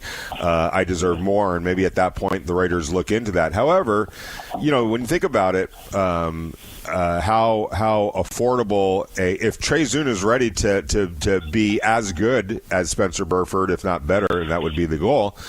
Now you have him on your rookie deal. You're not having to invest whatever money it might be to invest in Spencer Burford next year. Sure. You can that spot now can go to Trey Zune next year. So I kind of think that's what the vision is, and I do think that this is shaping up as a Jackson Powers Johnson versus Caleb Rogers deal over at right guard. And I don't know, something it's never felt quite right with JPJ. There's always been some underlying thing going on. And I know you can point your fingers at Pete Carroll and the staff, but I will say this. I think this is more of an organizational thing than just the coaches. And obviously the coaches are going to have the final say. But this is now two entirely different coaching staffs that have looked at this situation, and at least based on kind of what I'm hearing and what I'm sensing, it just feels like something's not quite lining up. We'll see. But JPJ, I will say this, has the power to change all of that. He has the power to be able to make a convincing case for himself, not just to win the job, but to hold on to that job. And it's going to be a combination of his consistency, his level of play, which they feel can be higher and more consistent, and obviously being able to stay on the football field. That has been a problem for JPJ. It's not his fault. Nobody's blaming him for getting hurt. Nobody's blaming him for some of the situations that he's had to deal with. But this is a cold-hearted business and a hard-line bottom line. And if you can't show that you can be a reliable player in terms of availability, they're not going to hesitate or waste any time to move on to somebody else. So that's just the reality of the situation. But I will say, and I will reiterate, Jackson Powers Johnson will have an opportunity to shut everybody up and to say there is no issue here. I'm the guy at right guard, and I'm going to be the guy at right guard for years and years to come. That is within his power. But the Raiders want to see it. It's the Morning Tailgate Show, 702-365-9200. This is the Morning Tailgate. I'll just tell the Raider Nation that we have to earn your trust. We got to earn those seats in the stands by putting a great product on the field. Words will not do it. It's our actions. With Vince Sapienza, Vinny Bonsignore, and Clay Baker on Raider Nation Radio 920. Earning your trust is kind of the operative term today, because we are talking about Brandon Sorsby. If you were an NFL team, what level of trust can you possibly have in Brandon Sorsby in terms of investing a draft pick, whether it's a second-round pick or a third-round pick? I don't think anybody's going to invest a first-round pick in him. But knowing what you know about his past, how willing are you, how comfortable are you investing any sort of a draft pick and bringing him into your organization? Or does it change based on, and full disclosure, I just saw some headlines and I'm thinking this guy's been betting games, from beginning to end, and in reality it was all, it was all basically enveloped in 1 year when he was a redshirt quarterback at Indiana. Doesn't make it right. I'm not saying that it's right, but does it change your perception, your opinion, your comfort level to know that there's been a long period of time now where he wasn't betting, and that was through thorough investigation, and they would have found evidence of him betting on games that he was actually playing in. This was all when he was a redshirt freshman at Indiana. Does that change for you, your stance and your position on whether or not you can trust Brandon Sorsby? And we're going to talk to Vince Sapienza, who is kind enough to join us. He's out on assignment with the Golden Knights, wrapping up their season. We're going to get to that in 1 second, Vince, on what exactly happened with the Golden Knights, unfortunately. But real quick, off the top, based on what you know of Brandon Sorsby, now he's no longer pursuing playing at Texas Tech. He's going to take his talents to the NFL, and that will be subject to a supplemental draft here later this summer. What level of confidence or comfortability do you have in terms of knowing what you know about Brandon Sorsby and bringing him into your fold? Well, first things first, Vinny, it's been a minute. This feels like I feel like I've been living in an ice rink. Good to talk a little football. Good to hear from you. We'll be back together on Friday. It's an interesting discussion. It really is, because I feel very conflicted because of how complicated the entirety of the situation is. When you look at the macro of how open and, betting is okay by today's standards in mainstream, right? That was not the case 5-7 years ago, right? It was outlawed. It was frowned upon. Now it's on every other commercial, right? It's a DraftKings, it's a William Hill, whoever it is. It's open. It's out there. Obviously, it's an entirely different animal when you are an athlete and you're involved in the games. Now, the problem is none of this is black and white. That's the real issue about this. We always one of the biggest discussions when it comes to betting in terms of history is Pete Rose, right? We've talked about that on the show how many times? Especially every time we get to the Baseball Hall of Fame, Pete Rose. He never bet against his team, right? But he was betting on his team. And, he was managing that team. He was literally managing that team. Correct. Now, again, I'm not. There's no apples to apples in any of this. I'm simply bringing it up because, this isn't. This guy is what was happening in the NBA, right? Where guys were betting on their prop bets and purposefully not taking shots, right, or taking X amount of shots, passing up shots. He was betting or in on baseball. How about okay? or that baseball pitcher with the Cleveland Indians or Cleveland Guardians, exactly. who was, where he was actively participating in, things that altered, one way or another, could weigh, things one way or another in terms of the bet. He wasn't. That's the thing. Let me ask you this, Vince, because I'll be honest. I just saw headlines, and I'm thinking, wow, he got popped for betting on his own team while he was playing. That wasn't the case, as it turns out. Which changes things a little bit for me. It doesn't change. I don't think he should ever play college football again. I'm dead set against that.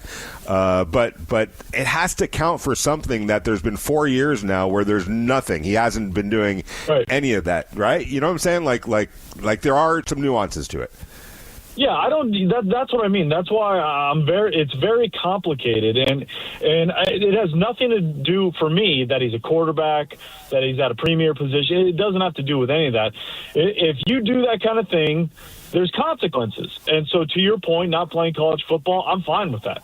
Yes, I have no qualms about that. But for that to translate into the NFL, because I've heard discussion that the NFL should dish out their own discipline and things of that nature. I disagree with that, because I don't think that's where, you don't necessarily I just don't see that as being something that's valid.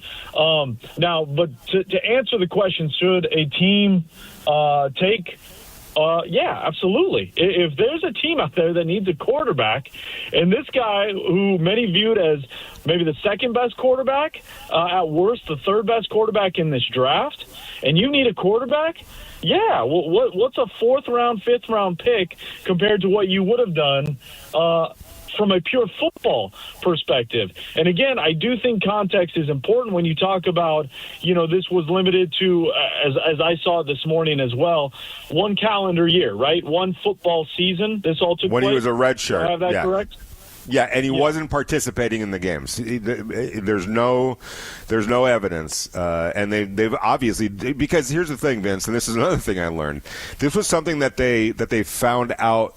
They found out about in 2024, because he tried to. Now I have to say this. I don't know why he did this, but he tried to check back in to one of the betting apps, right? And that's what got flagged, and that got flagged to Cincinnati, which is where he was playing at the time, and that's what opened the investigation. And then they come to find out that when he was a redshirt freshman at Indiana, he placed like over 9,000 bets. And this is another factor. Yeah.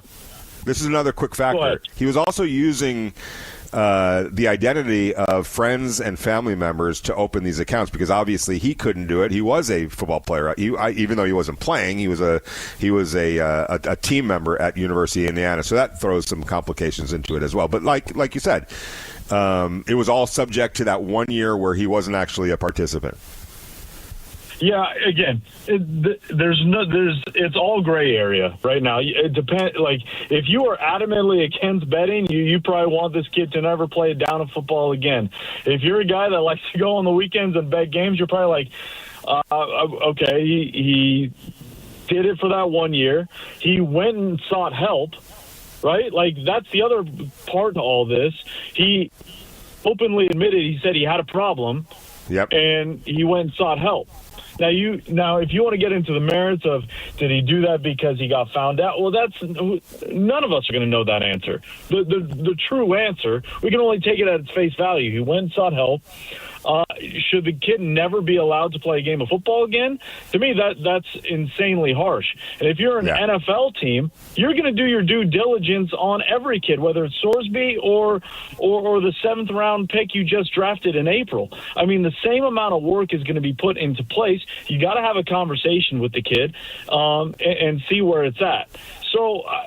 To me, well, here's my bottom line. Here's my bottom line. Yeah. Should we both agree somebody's gonna, right? So, without question, somebody's gonna. Just a matter of yeah. My question is, would you? Would you? And what would you need to hear? Who am I? Am I the Raiders? You're a general manager. Raiders. You're a general manager. I got Fernando. I'm good to go. Don't need it. If I'm the Cleveland Browns, I mean, I don't know how much more poor PR you can pile on a quarterback room, but at that point, I mean, once something's the cat's out. I mean, why not? If you don't have any confidence in your quarterback room and you had a high draft grade on this kid, why not? If you're a team like the LA Rams, obviously they just drafted Ty Simpson. But let's just, for example, say they don't have Ty Simpson. If you're the Rams, why not? To me, it's completely based on who your team is. If you're the Raiders, what pick would you be willing? You don't need any of that. What pick would you be willing to surrender? Probably. I think it's going to end up being a 3 or a 4. Okay. Yeah. And if it's a 3, then you're probably going to a team that's either really desperate or really certain in the infrastructure around the organization in terms of protecting themselves from whatever it may be. I think it's going to end up around 3 and 4. I think a sneaky team to keep an eye on are the Vikings. And with their and a third round pick, because a third round pick For somebody that can go into that system, that great coaching staff, there's talent around them. That's like, I know fans in Arizona are saying we should do it, and they probably should. I just don't know what, like if I'm the Cardinals, there's no way a first-round pick. The quarterback draft next year is too good to surrender one of your first-round pick, because it's probably going to be a very high pick, as it is with the New York Jets. So it's a lot of layered and nuance. But the first thing, and I think you and I agree with this, Vince, got to sit down with him and everybody that knows him, friends, coaches, family members, everybody, and really drill down to, is this a problem, or have you just kind of try to tough through it these last couple of years? Are we susceptible down the road to this being an issue? I don't know that you can ever answer that question, though, Vince. Yeah, and that's, again, the kid made a mistake. 9,000 bets. 9,000 bets. Many mistakes over the course of a year. How do you make 9,000 bets I just try and find, at least I try. As I get older, especially, I try and find grace. These kids. Yeah, of course. There's so much thrown at these kids, and the world is put on a platter for them to make it feel like they can do whatever they want, and they don't feel like there's repercussions until the repercussions happen, right? And I'm not excusing it. I'm just simply saying, we have all been in spots where we don't want to be in, and we don't realize it till it's too late. And there's worse things that have happened, and for some of these college kids that have happened that they've done, that have cost them and been consequences for their career. I'm not trying to compare, drugs, alcohol, betting. I'm not doing any of that. I'm simply saying this happened many years ago. It happened in that one season where he wasn't playing. He did seek help. Again, whether he was caught or not, when he did it, he did seek help. Do I think he should never throw a football again? The answer is no. That to me is wild. Consequences should be had. They have been. He's out $2 million, right? He's out $2 million at least. Right. And beyond the money, I know that's a big part of it, but just, he doesn't get to play college football again. He is forever stained as the guy that bet on that was caught betting when he shouldn't have been, and now that's going to be a black eye on him moving forward. If and when an NFL team does, and he steps in front of a microphone, that's what he's going to have to answer each and every time. If he has any level of success, that's what he's going to hear from the crowd each and every time. It's not going away anytime soon. That's the price of what you did. That's the consequence. But to think that he's not going to get an opportunity at the NFL, to me, is silly. Yeah, I agree. All right, so Vince, let's back this up, 2.5 months ago, 3 months ago, all right? If I were to told you that the Golden Knights were going to make the Stanley Cup Finals, but they weren't going to win 3 months ago, what would you have would you have taken that and run with it at that point? Definitely.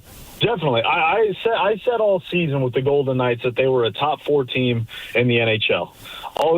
Everything they're on paper, they were a top 4 team. Now, they were a top 4 team and better, but they did it in the most weird way you could possibly do. March 29th, the Golden Knights were on the verge of missing the postseason. They fired Bruce Cassidy, go out and hire John Tortorella, who was behind an ESPN desk, won a Stanley Cup more than 20 years prior, and was tasked with not only getting this team right, but living up to the preseason expectations of being a Stanley Cup contending team. And I think I said it at the time, in case of emergency, break glass. That's exactly what that move was. You fired a head coach who won you a Stanley Cup in this city 3 years ago, because the team was so off the rails. The quote was, the team had lost their spirit, which we can dress it up any way you want. They lost the room. The room was not responding to Bruce Cassidy. However you want to phrase it, that's what happened. In comes Tortorella, and despite his reputation of being this gruff, angry, hard ass, he was this uplifting, positive, energy-filled veteran coach that was able to press the right buttons, make a few tweaks, And the Golden Knights won 21 of their next 30 games and came within 2 wins of their second Stanley Cup, won a Pacific Division title, won a Western Conference championship, and became the third different head coach in the franchise to make a Stanley Cup final appearance. Okay. So if you told me all that, I'm signing up left, right, and center, especially when you consider the Golden Knights led the series 2-1 before Carolina just grinded them down to fine dust in the end. But, I mean, what he was able to do in short manner is nothing short of impressive. All right, so I agree with you. I would have taken that in a heartbeat.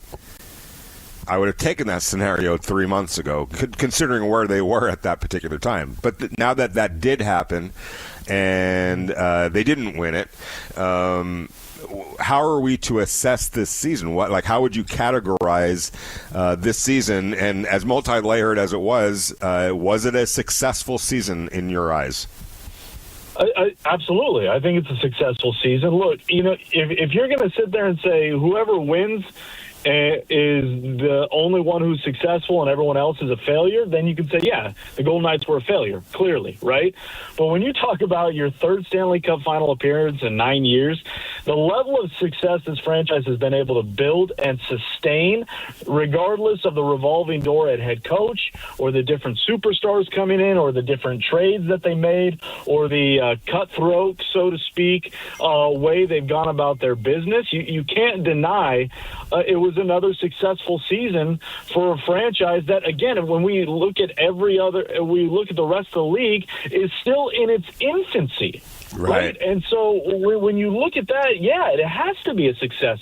And to your point, it's beyond a success when you consider where this team was 2 months ago on March 29th. Now, it's littered with all-stars. It's littered with Olympians. They should have been at this point. Again, they got to it in a very funky way, but here they are. They made it. They were 2 wins away, 14 wins, 2 wins shy of their Stanley Cup. So I would deem it a success. Talking with the players yesterday, it's, they're the 1% of the 1%, as we always talk about, Vinny. It's very hard for them to wrap their head around and even utter the words like, it was a successful season considering less than 72 hours ago, it was the biggest failure of their careers, coming up short. But they were able to show a type of resiliency that there's not many teams that can say they've been able to go through a head coaching change, a goaltender change, the injuries that they saw. I mean, talking with some of the players, on camera, off camera, they told me they've never seen the type of injuries that this group went through in terms of just getting on the ice. Now, again, every team goes through injuries. I'm not saying the Golden Knights are the only ones to go through that, but just the level of what each and every guy had to do to get on the ice to play a game, let alone, find success in a game. Yeah, I would deem it a success despite, what some in the building, at least in the immediate afterglow, might struggle to say. Yeah, and look, sometimes it's the KISS. It's the KISS approach, keep it simple, stupid. And when I look at it, it's a successful season that ended in a disappointing fashion. That's it. You can acknowledge that it was a successful season as it turned out, as roundabout as that success ultimately came. That fell short of the ultimate goal, but that doesn't mean that you just kick everything to the curb, the success that happened. And by the way, we're talking to Vince Sapienza, our great co-host here on the Morning Tailgate, who's on assignment right now with the Golden Knights and has been for a few weeks now. We'll all be back together here pretty soon. But Vince, I guess the key question now is, did he earn himself a new contract and a return engagement? And maybe I've missed something because I've been knee deep with football. Maybe that's already happened, but clue us in on what might happen or what has already happened in terms of the coach. Yeah, John Tortorella not coming back next year for the Golden Knights. That has been made official. It was made clear from day one that his contract length was the extent of this playoff run, or however long the Golden Knights season was. And that's what I mean. That's why I go back to when it was announced it was an emergency break glass. This was a Band-Aid. This was a quick fix. This was a kick in the pants, a bolt of lightning injected into the veins of this franchise, and it worked. But again, quick question. Again, 2 wins shy, it worked. Okay, and absolutely. Real quick, is that? I mean, was that his doing? I mean, does he want to come back? Do you think he wants to come back, or is he completely cool with how it all played out? Tortorella wants to coach again. Absolutely. I think there was a plan in place, I believe. It has not been official. I think it might become official here in the next couple hours here at City National Arena. We will see. But I think the plan was always to hire the Henderson Silver Knights head coach, Ryan Craig, as the next guy. He is viewed in the organization as the next up-and-coming great head coach. He has been with the organization since day one, was an assistant on the staff that helped them to 2023 Stanley Cup. He's been the Silver Knights head coach for the last 3 years in the AHL, just led the Silver Knights to their most successful season in franchise history with 39 wins and a second-round playoff appearance last year. I think that was the plan. I think Tortorella was come in to be the quick fix, and Ryan Craig is going to be the guy starting in September, October. That remains to be seen or official, but Tortorella is out in Vegas. He did make it very clear he wants to coach again. And I think, based on what he was able to do in a short amount of time for the Golden Knights, he has made himself quite a market. Now, whether that's a market that sees him get a job at the start of the season or be one of those guys out of the bullpen like we just saw, a team that has high expectations falls short about midway through the season. In comes Tortorella to be the kick in the pants. That might be the route for him. But Tortorella, it was interesting because after Game 6 on Sunday, you get 2 wins within a Stanley Cup.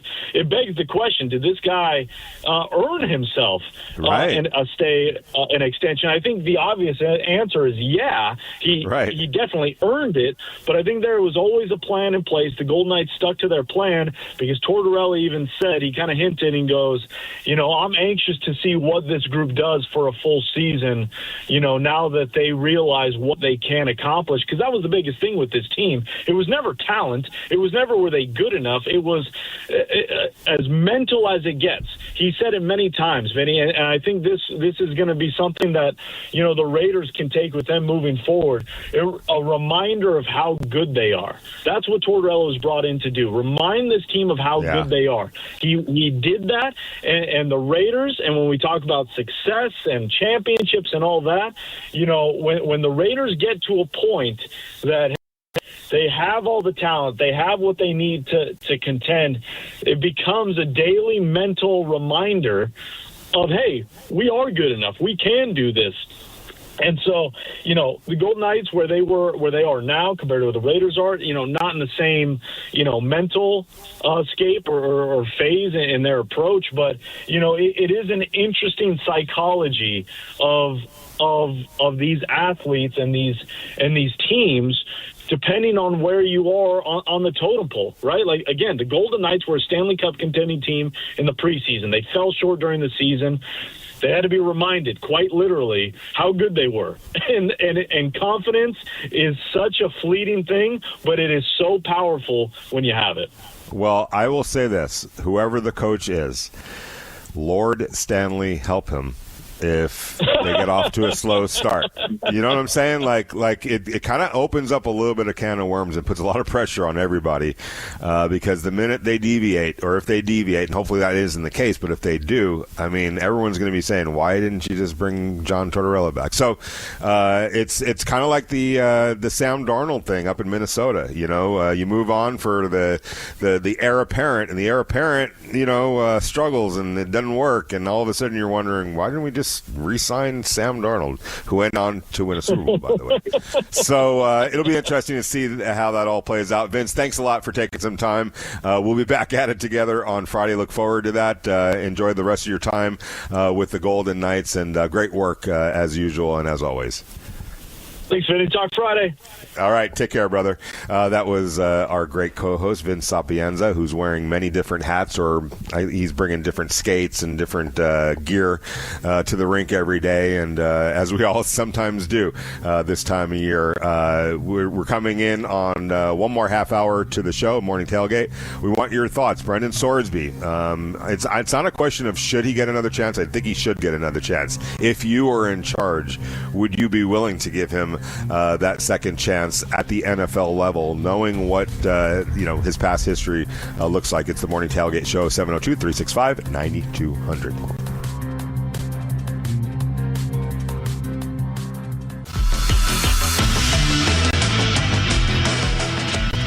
That's ESPN's Adam Schefter talking about Brandon Sorsby and when a team might bid on his services, knowing full well everything that has happened in the past. And I echo Adam's statements. I've talked to multiple people in the NFL who tell me he's going to get drafted. I mean, that's a given, but it's going to be sooner than people probably think. I do not believe it's going to be a first-round pick, but I think all bets are off.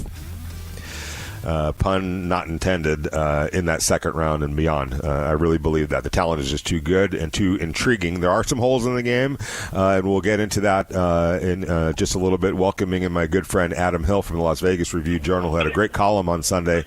And I'm going to have Adam, talk to us about his bottom line. But based on, what I saw, Adam, I think our sentiments are the same. You couldn't have allowed him to go back to playing college football. You take that power away from the NCAA, and I don't want to put words in your mouth, but you take the NCAA's ability to enforce that very fundamental, deal with gambling. I don't care that you weren't playing at the time.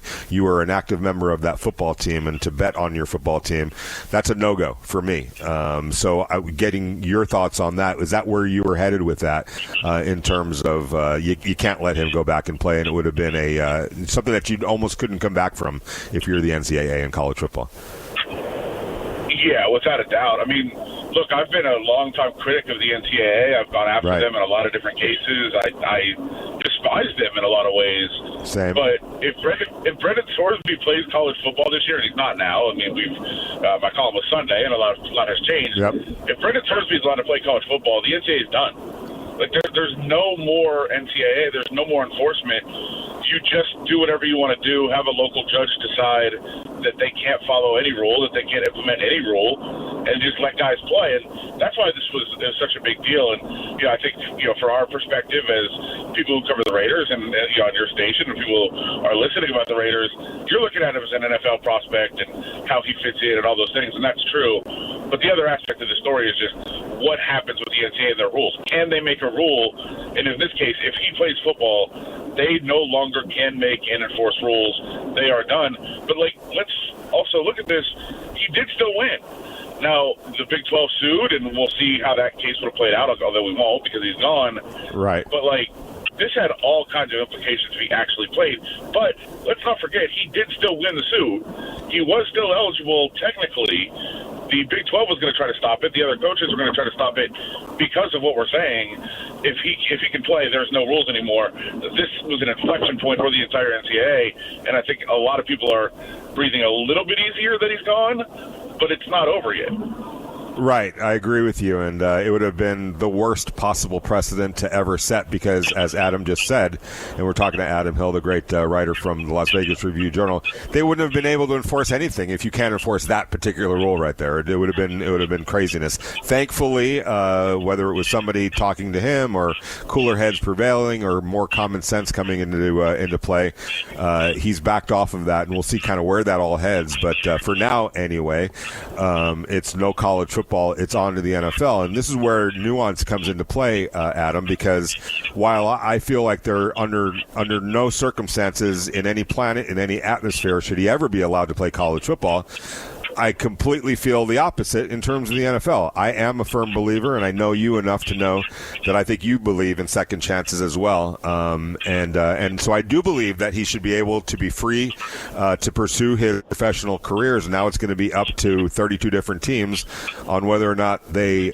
agree with that. I think multiple teams do agree with that. Probably all the teams, to some level, agree with that. And again, this is where the nuance comes into play. So if you are the general manager of an NFL team, and you do your due diligence, and I have to admit, over the last couple of days, I did my due diligence. I automatically assumed, Adam, that he was betting on games throughout his college career. Come to find out, it was kind of isolated to that 1 year, albeit more than 9,000 gambling bets. I don't know how that's possible, but it was.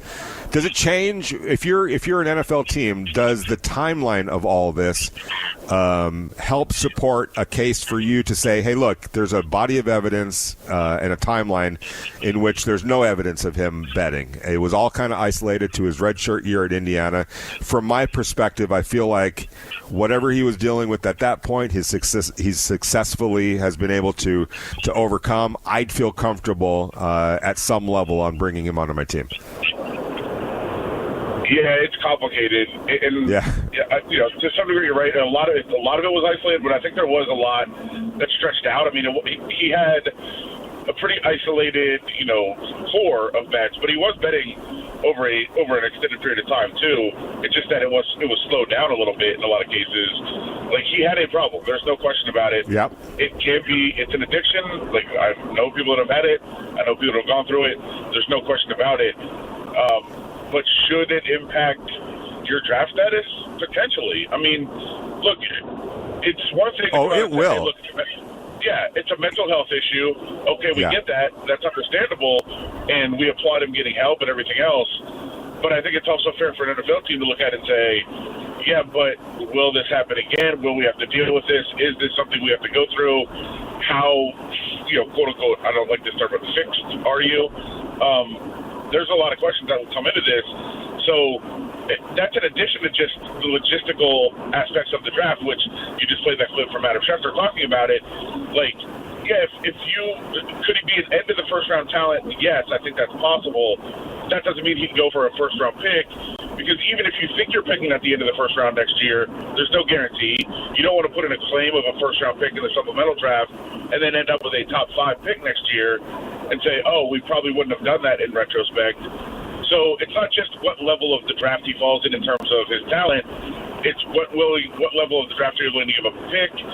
How much do you weigh into the fact that, he does have a mental health issue that he will potentially have to deal with again down the road? You're not convinced you don't have to. Like, all those things are going to factor into this, not just how good is Brandon Sorsby as an NFL prospect. All right, we're talking to Adam Hill from the Las Vegas Review-Journal. Let's back this up for a second, just to make this more of a clear and concise thing, as opposed to the way the supplemental draft works. All right, let's say we know everything that we know about Brandon Sorsby, but he was in the 2026 NFL draft, not the supplemental draft, but the actual draft in April, right? And to me, this is a clear case of there's a red flag with Brandon Sorsby. I mean, obviously, there is what you just articulated. But we all know that as drafts go along, that red flag turns into a yellow flag and then eventually maybe a green flag, unless he's just completely off your board. So somewhere along the line, he would have gotten drafted in 2026. You knowing him as a player, having watched him play and done, to whatever extent you've looked at him and analyzed him as a player, also balancing out the past history and what could come of that in the future, where would you have been comfortable drafting him in the 2026 NFL draft? I feel like he's right now, and obviously a lot of things can change. Look back to where, the 2025 draft was a year ago at this time. Very different than what it turned out to be. I look at Brandon Sorsby as a late first, early second round type of player. I think that's probably where he is, and I think he may have moved up potentially even from that based on what he could have been able to do this season, because I do think he was going to have a great season potentially. So I think it's tough to project, especially with all the players who are in the draft next year and all the available talent that's going to be there. But I think maybe in most years he'd be like a late first round talent. Next year he might be second, maybe even bottom second based on how many guys could be available next season. So that also weighs into this, right? Like, you have to think about whatever you put into the supplemental draft. For people that don't know, you can put in a round for a player. If you end up getting him, if you're the highest bidder, you lose that round pick for next year. So you have to project out, like, where would he fall? What round are you comfortable giving up? So, man, I think it's intriguing for where it's going to go. And I think if you're a quarterback-needy team, you're probably going to put in a pretty high-round draft claim. And I think if you're any team in the league, you're probably putting in a low-round draft claim just in case. Like, if another team just passes, like, would I put in a 6th-round supplemental draft tag for him? Yeah, probably, because I would take him in the 6th round next year, no question, if he was there. So why not risk that by trying to take him this year if you can sneak him through? All right, give me two, as we wrap this up, give me two obvious teams that should absolutely, go ahead and put a 2nd-round bid in him, and give me a surprise team that will as well. Wow, it's tough. I mean, obviously, I think a team like, the Jets are always in the market for a quarterback. I think they should absolutely do it. Well, let's be clear. I think every team should do it. Right. And I'll localize it. I think the Raiders should. I would too. You have Fernando Mendoza, of course, but you never know. You just never know. And if you were to tell me, hey, we need a quarterback of the future potentially, this is a potential first-round talent. Kirk Cousins is obviously not going to be here for a long time. Yeah, if you ask me if I would give up a 6th-round pick next year for Brandon Sorsby, yeah, I probably would. So I'd be looking for almost any team to do that.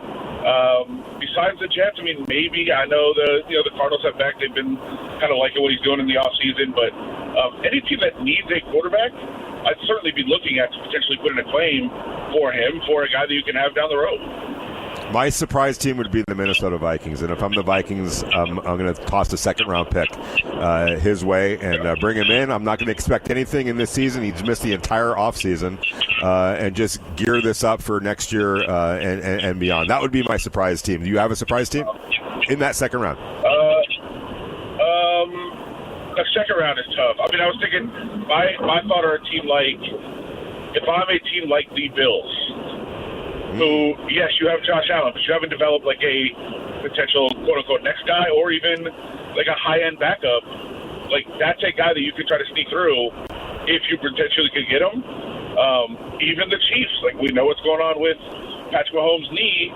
Like, having a high-level backup potentially you can develop. Like, those are teams I'd be looking at if I was them. And I haven't been able to, I'm not going to use a high-round pick on a quarterback because I have those guys that I pay a lot of money to and are going to be my guy. But that's a chance to get another guy on your roster just in case and a guy for the future. Like, I'd be thinking about doing that if I was one of those teams that has their starting quarterback. Yeah, I agree with you. Adam, thank you so much. Really appreciate it on short notice. Thank you for the insight. You always bring it and bring the heat. Have a great day. I'm sure you're headed out to maybe Golden Knights to check in on them one last time. But I appreciate it, brother. Yep, sounds good. I'll talk to you. You got it. See you down the road. That's Adam Hill, the great Adam Hill from the Las Vegas Review-Journal, my former colleague and still to this day friend and will ever be a friend and somebody whose work I truly respect. Yeah, if I'm the Raiders, I'm putting in a bid. I'm going to go ahead and, a 6th-round pick, maybe even a 5th-round pick. Who knows? I mean, make things a little bit interesting. Give yourself an asset, the potential asset that you could use to trade to get a better pick down the line. But if I'm the Cardinals, if I'm the Vikings, if I am the New York Jets in that 2nd round, I'm thinking long and hard about bringing in Brandon Sorsby. We'll be back to wrap it up. It's the Morning Tailgate Show.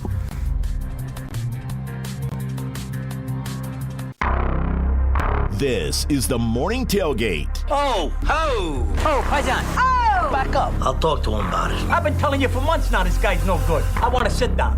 All right. Answer the phone. I want to sit down. Hey! On Raider Nation Radio 920. Oh! It's the final sit-down of the Morning Tailgate. And, Connor, we got some texts. What do we got, brother? Yeah, so we got quite a few people coming in here. It looks like we had Blackbeard shoot us a text saying, I think getting Sorsby is going to require at least a 3rd-round pick. For what I say, no. And then he goes on to give his offensive line projection as well. He's saying from left to right, Colton Miller, Spencer Burford for a year, Tyler Linderbaum, JPJ at right guard, and then he's seeing Glaze as a swing tackle. Let's see what else we have here. This is coming in right now from Jason as well. He's going with Colton Miller or Zune at your left tackle, and he's going Glaze at right tackle or Tyler Rogers. And he's saying a battle between Burford and JPJ.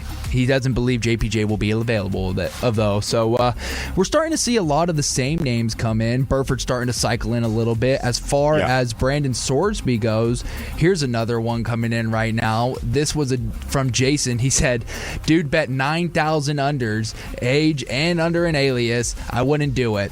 If you're going with that guy, it's bad news. He also gave his offensive line Colton Miller, Zoom, Tyler Rogers, and Grant. So seems like they're keeping everybody kind of the same here.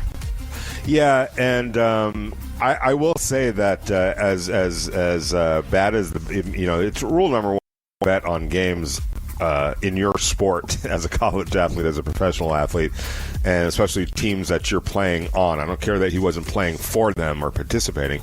That's one thing. But Connor, how much, like the lengths that he went to showed a level of kind of conniving and deceitfulness. You know what I'm saying? Like the lengths that he had to go to make that happen. I mean, that you can't overlook that as well, right? I mean, am I wrong about that? No, I agree with the point our callers made as well today, where you say if you are going through the alias and you're trying to use somebody else's identity, you're underage. And again, we've heard about this. Adam mentioned it. It's not just the one time in 2021. There's been other bets. Now, granted, there was the majority that came out then, but still, it's an alarming pattern. Now, I think that he's gone through the trials and tribulations as far as he's came out about it, whether it was going to be leaked or not.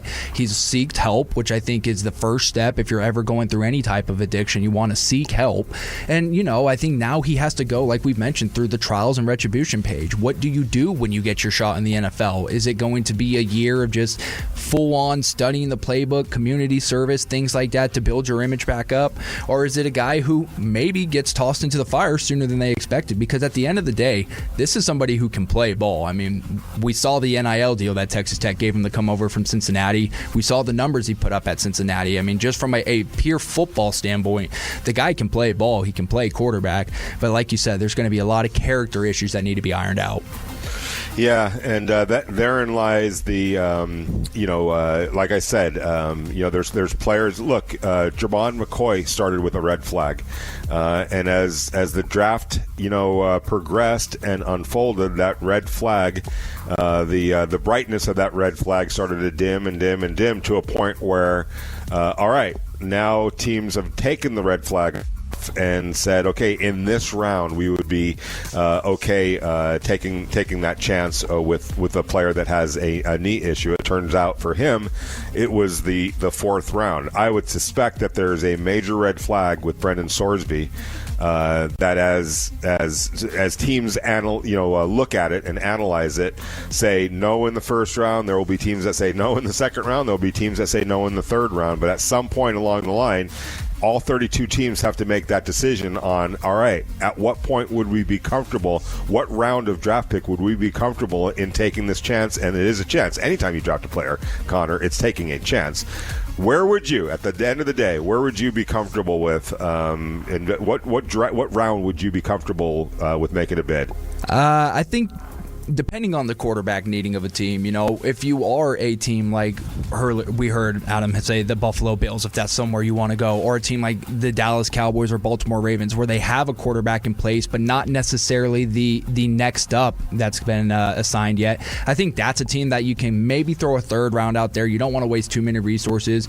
But if you're a team, let's say the Cardinals or the Minnesota Vikings, how you mentioned, and you were like, hey, this could be my chance to bring in a franchise guy, why not throw that out there?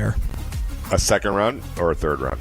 I would go with a second round pick. If you're a Viking Cardinals, I would go with the second round pick because it might be a shot in the dark, but this could be a franchise caliber player.